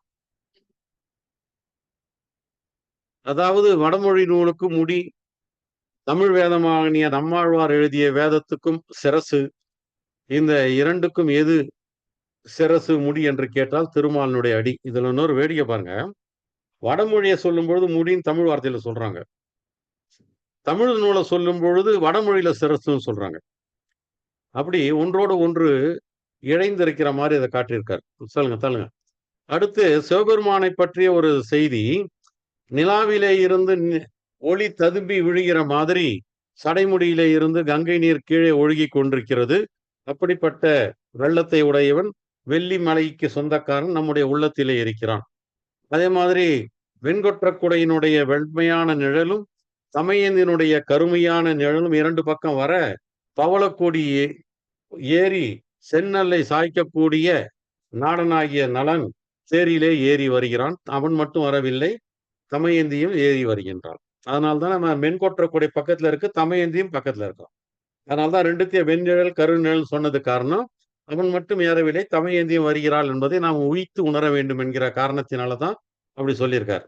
அவருக்கு அந்த பொண்ணு ஒரு பெண்களெல்லாம் போய் அங்க வாசமலர கொய்து எடுக்கிறார்கள். அங்க இருக்கிற வண்டெல்லாம் பறந்து வருகிறது. எப்படி அது மகரந்தத்தோடு பறந்து வருகிறது. ஆகவே அது எல்லோரையும் வாங்க வாங்க என்று அழைக்கிற மாதிரி இருக்கின்றது, எதிர்கொண்டு அழைக்கிற மாதிரி இருக்கிறது என்று தலைப்பிலே சொல்லிட்டார், வண்டு எதிர்கொள்வனன்னு. அங்க இது சொல்றார், கவி கூற்றா சொல்றார். இங்க பாரு, ஒரு பெண்ணு தொடரான், செடியை தொடரா, அதுக்கு தலை கவிழுது பாரு. பாவையர்கள் கை தீண்டினால் பணியாதவர்கள் யாராவது இருப்பார்களா? பூவையர்கள் கை தீண்டினால் அந்த பூங்கொம்பு விரும்பி அவளுடைய பொன்னடியிலே விழுகிறது பார் என்று அவன் தமையந்திக்கு காட்டுகிறான். அவன் சொல்றான், மங்கையர் வேர்த்துக்கிறான். ஏன் வேர்க்கிறா தெரியுமா? அவன் மலர் கொய்கிறாள், அதுக்கு மலர்ல ஒரு வண்டு இருக்கு, அவருடைய முகத்தை பார்க்கிறது, அது தாமரை என்று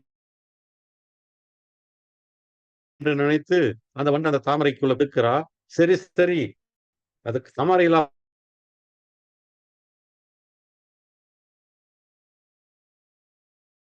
போனா பரவாயில்ல, காந்தல் பூ கிடைக்குது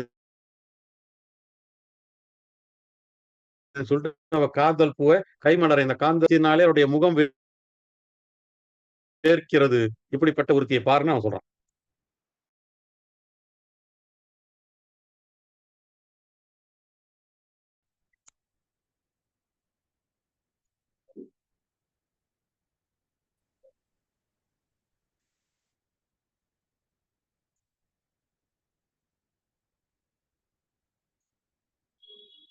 ஏன் குரல் கேட்கலையே? குரல் இப்பதான் கேக்குது. கேட்கலையா? கேக்குது. அதனாலதான் நான் வெளியில வந்துட்டேன் நானு. பாடல் போடணுமா இப்படியே சொல்லிடுறீங்களா சார்? ஓகே, இது ஸ்டில் ஆயிடுச்சு. நெட் ப்ராப்ளம் இல்ல, ஃப்ரீஸ் ஆயிட்டு பாருங்க, நெட் ப்ராப்ளம். ஆமா.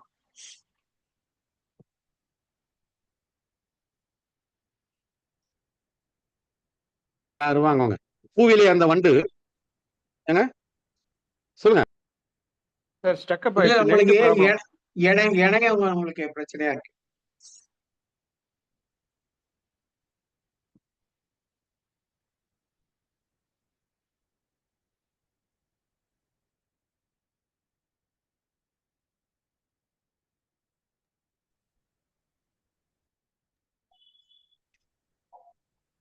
கொஞ்சம் இடி மழையெல்லாம் இருக்கிறதுனால கொஞ்சம் இணையம் துன்பம் கொடுக்குது.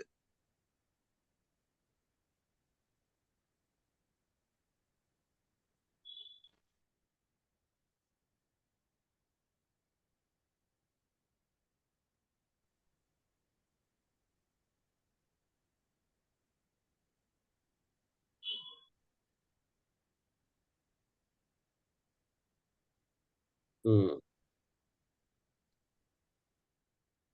இப்ப ஏதோ குரல் கேக்குது ஐயா.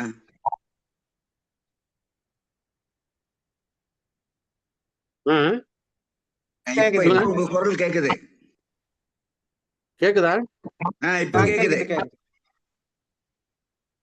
எதுல இருந்து கேட்கல? போட்டுங்க போட்டுங்க. லாஸ்ட் பார்ட் மட்டும், லாஸ்ட் பார்ட்ல இருந்து ம், லாஸ்ட் வெண்பால இருந்து போடும். சரி ஒண்ணு பண்றேன்.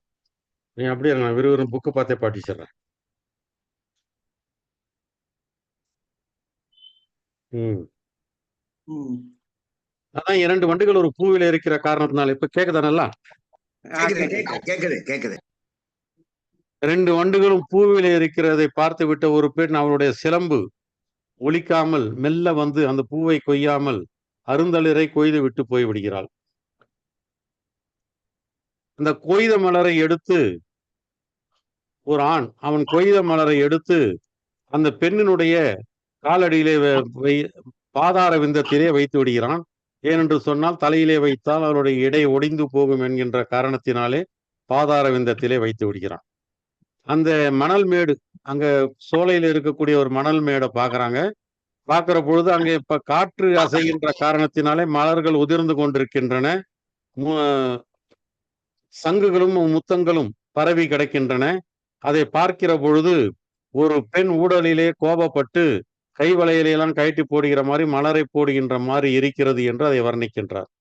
அந்த இரவு நேரத்து சோலை என்றது ரொம்பவும் தளர்ந்து போய் இருக்கிறது. பூக்கள் எல்லாம் சிந்தி விட்டன. மலர் கொம்புகள் எல்லாம் அசைந்து கொண்டிருக்கின்றன. வெறுமனே அசைந்து கொண்டிருக்க பூவெல்லாம் இல்லை, வெறும் கிளைகள் மட்டும் அசைந்து கொண்டிருக்கின்றன. அந்த பரிதாபத்தை பார்க்கிற பொழுது காதலனோடு கலந்து பின் தளர்ந்து போன ஒரு பெண்ணை போலவே அந்த கொம்பு இருக்கிறது. அந்த அந்த பெண் ஒரு ஆம்பல் பூவை எடுத்து கையிலே வைத்துக் கொள்கின்ற பொழுது அந்த ஆம்பல் பூ என்ன நினைக்கிறது? இவன் முகத்தை பார்த்து இது நிலா என்று அது நினைத்து கொண்டிருக்கின்றது. இப்ப நிறைய காட்சி. ஒருத்தி குவளை மலரை எடுத்து கிழித்து நெற்றியிலே வைத்துக் கொள்கிறாள். அது பார்த்தால் சிவபெருமானுடைய நெற்றிக்கண் மாதிரி அது தெரிகின்றது. அதே போல ஒருத்தி கையிலே தாமரை பூவை எடுத்து வைத்துக் கொண்டு கணவன் ஒரு குவளை நீரை தூக்கி அவள் மீது வீச அவள் கூசிவிட்டு முகத்தை கையாலே தாமரையாலே மறைத்து விடுகிறாள். அது எதற்காக மறைத்தாலாம்? அந்த தாமரை பூவில் இருக்கக்கூடிய லக்குமிக்கு தன்னுடைய கணவனிடத்திலே என்னென்ன குறைகள் இருக்கிறது என்று தான் நினைத்தாள் அல்லவா, அதையெல்லாம் சொல்கின்ற மாதிரி அது விளங்கியதாம். அந்த கமலப்பூவை எடுத்து தாமரை பூவை எடுத்து தன்னுடைய காது 2லும் அவள் வைத்துக் கொள்கிறாள். அது 3 பூ முகங்களைப் போல அது தெரிந்திருக்கிறது. அவள் ஒருத்தி அந்த குளத்திலே மூழ்கி வெளியே வருகிறாள். அது தாமரை குளம். அவள் தாமரையோடு வெளியே வருகிறாள். அவள் தாமரையோடு வெளியே வருகின்ற காரணத்தினால் இது தாமரை என்று நினைக்கிறானே தவிர தன் காதலியினுடைய முகம் என்று தெரியாமல் அவன் தேடிக்கொண்டிருக்கிறானாம். அங்கு ஒரு பிறை அவளுடைய நெற்றியை பார்க்கின்ற பொழுது எப்படி இருக்கிறதாம், அந்த ஒழுகுகின்ற அந்த புனலிலே மூழ்கி எழுகின்றாள், நீரிலே மூழ்கி எழுகிறாள். எழுந்தவள் வழக்கமா நம்ம தலைமுடியை நீக்குகிற மாதிரி அப்படியே அந்த தலைமுடியை பின்னாலே தள்ளுகின்ற பொழுது, குழலை தள்ளுகின்ற பொழுது அங்கே தெரியக்கூடிய சுடர் நெற்றியானது எப்படி இருக்கிறதாம், மேகத்தை விட்டு வெளியே வருகின்ற ஒரு பிறை நிலாவை போல தெரிகிறதாம். அதே போல இன்னொரு காட்சி அவன் காட்டுகிறான். அதோ பார், கழுநீர் எதிரிலேயே இருக்கிறது, ஆனால் பறிக்காமல் போகிறாள். அவள் கழுநீரை பறிப்பதற்காகத்தான் வந்தவள், ஆனால் பறிக்காமலே போகிறாள். காரணம், அவள் அந்த கழுநீரை பார்க்கிறாள், செங்கழுநீரை பார்க்கிறாள். அது பார்த்தால் அவள் கண்ணில் இருக்கக்கூடிய நீளம் அந்த பூவிலே விழுந்து படித்து விடுகிறது. அது கழுநீர் அல்ல என்று நினைத்து போய் விடுகிறாள் என்று அவன் அவளுக்கு காட்டுகின்றான். அதே போல இந்த 2 பேருமே தமயந்தியும் நலனும் இப்படி அந்த சோலையெல்லாம் அனுபவித்துவிட்டு இங்க இருக்கக்கூடிய வாவியும் ஆற்றிலும் குடைந்து விளையாடி விட்டு தெய்வ சிந்தனையோடு கங்கை நதியிலே ஆடி ஒருவரை ஒருவர் பிரியாமல் உவந்து அவர்கள் வெளியே வருகிறார்கள் என்பதோடு இந்த காட்சி முடிகின்றது.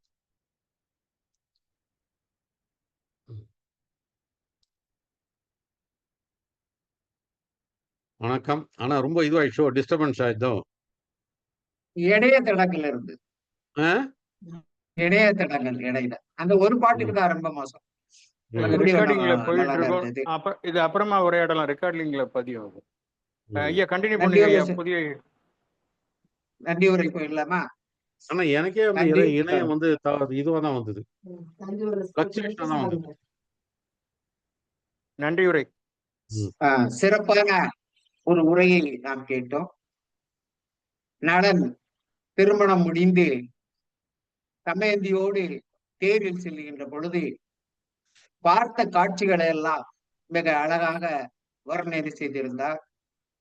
கம்பராமாயணத்திலும் கூட ராமன் காட்டுக்குள் நடக்கின்ற பொழுது அங்கே காணுகின்ற காட்சியெல்லாம் அவர் வர்ணித்திருப்பது போல புகழேந்தி அவர்களும் இந்த தேரிலே செல்லு போட்டு காணுகின்ற காட்சியெல்லாம் வர்ணனை செய்திருக்கின்றார்கள். குவளை மலரின் இதழை பிடுங்கி நெற்றில் வைத்திருந்தது முக்கண்ணர் போல இருந்தது என்று கூறுகின்ற ஒரு அருமையாக இருந்தது. அது மட்டுமல்ல, 2 காதிலும் தாமரை மலர்களை வைத்து அதை 3 முகம் என்று சொன்னார்கள். மிகவும் அதுவும் அருமையாக இருந்தது. குவளை மலர் 2 காதிலே வைப்பது ஒரு 2 முகம், அவளுடைய முகம் 3 முகம் என்று 3 முகம் என்று ஒரு படம் கூட வந்திருக்கின்றது. 3 முகம் என்று கூறியது மிக அருமையாக இருந்தது. இந்த 3 முகத்தை இவர்கள் திரைப்படத்துக்கு பயன்படுத்தியது இங்கிருந்து தான் எடுத்தார்களோ என்று எண்ண தோன்றின வகையிலே இருந்தது. இப்படி சிறப்பாக இயற்கை காட்சிகளையும் மலங்களை பற்றியும் மிக அருமையாக புகழேந்தி அவர்கள் பாடியதை அது கேஜிஆர் அவர்கள் சொல்ல கேட்கின்ற பொழுது இன்னும் சுவை அதிகமாக இருந்தது என்றுதான் சொல்ல வேண்டும். நாம் அப்படியே படிக்கின்ற பொழுது அதில் புரியாத சில கருத்துக்கள் அதை விளக்கி சொல்லுகின்ற பொழுது மிக தெளிவாக நம் உள்ளத்திலே பதிகின்றது என்பதுதான் இங்கே சிறப்பு. அத்தகைய நலவெண்பாவை பற்றி ஐயா அவர்கள் நமக்கு எடுத்துரைத்த விதம், எடுத்துரைத்த பாங்கு, எடுத்துரைத்த தமிழின் பொருள் எல்லாம் நமக்கு விளங்கியது. நலவெண்பாவை இன்னொரு தடவை நாம் தனியாக அமர்ந்து படிக்கின்ற பொழுது அதை நாம் நன்றாக புரிந்து கொள்ள முடியும், உணர்ந்து கொள்ள முடியும். ஐயா அவர்களுக்கு வெள்ளி இலக்கிய மேடை நன்றி கடன் பட்டிருக்கின்றது. ஐயா அவர்களுக்கு நன்றி கூற கடமைப்பட்டிருக்கின்றோம். நன்றி ஐயா. வாழ்த்து பாடல் பாடிய ரமணி பாலசாமி அவர்களுக்கும் வெள்ளி இலக்கிய மேடையின் சார்பாக நன்றியினை கூறுகின்றேன். தொழில்நுட்பத்தை மிக சிறப்பாக நடத்தி நல வெண்பாவை நம்முடைய கண்முன்னே கொண்டு வந்து காட்டிய நெல்லை தீவன் அவர்களுக்கும் மிக சிறப்பாக அவருக்கு உதவி புரிந்த RC குமரன் அவர்களுக்கும் நன்றி கூற கடமைப்பட்டிருக்கின்றோம். இந்த நிகழ்ச்சியிலே கிட்டத்தட்ட 23 சான்றோர் மக்கள் இன்றைக்கு கலந்து கொண்டிருக்கின்றார்கள். அத்தனை பேர்களுக்கும் நன்றியினை கூற கடமைப்பட்டிருக்கின்றோம். மிக சிறப்பாக குரல் வழங்கிய ஐயா பாப்பையா அவர்களுக்கும் வெள்ளி இலக்கிய மேடை நன்றி கடன் பட்டிருக்கின்றது. அவர்களுக்கும் நன்றி என்று கூறி, இது போன்று இன்னொரு நிகழ்ச்சியில் நாம் மீண்டும் சந்திப்போம் என்று கூறி என்னுடைய நன்றி உரையை இத்துடன் முடித்துக் கொண்டு கலந்துரையாடல் கூற வேண்டும் என்பதற்காக 20 பேர்கள் இருப்பதனால் அவர்களுக்கு நேரம் ஒதுக்க வேண்டும் என்பதற்காக சுருக்கமான நன்றி உரையோடு நான் முடித்துக் கொண்டு அவையினை நெல்லை தீவனிடம் கருத்துரைக்காக ஒப்படைக்கின்றேன். நன்றி, வணக்கம்.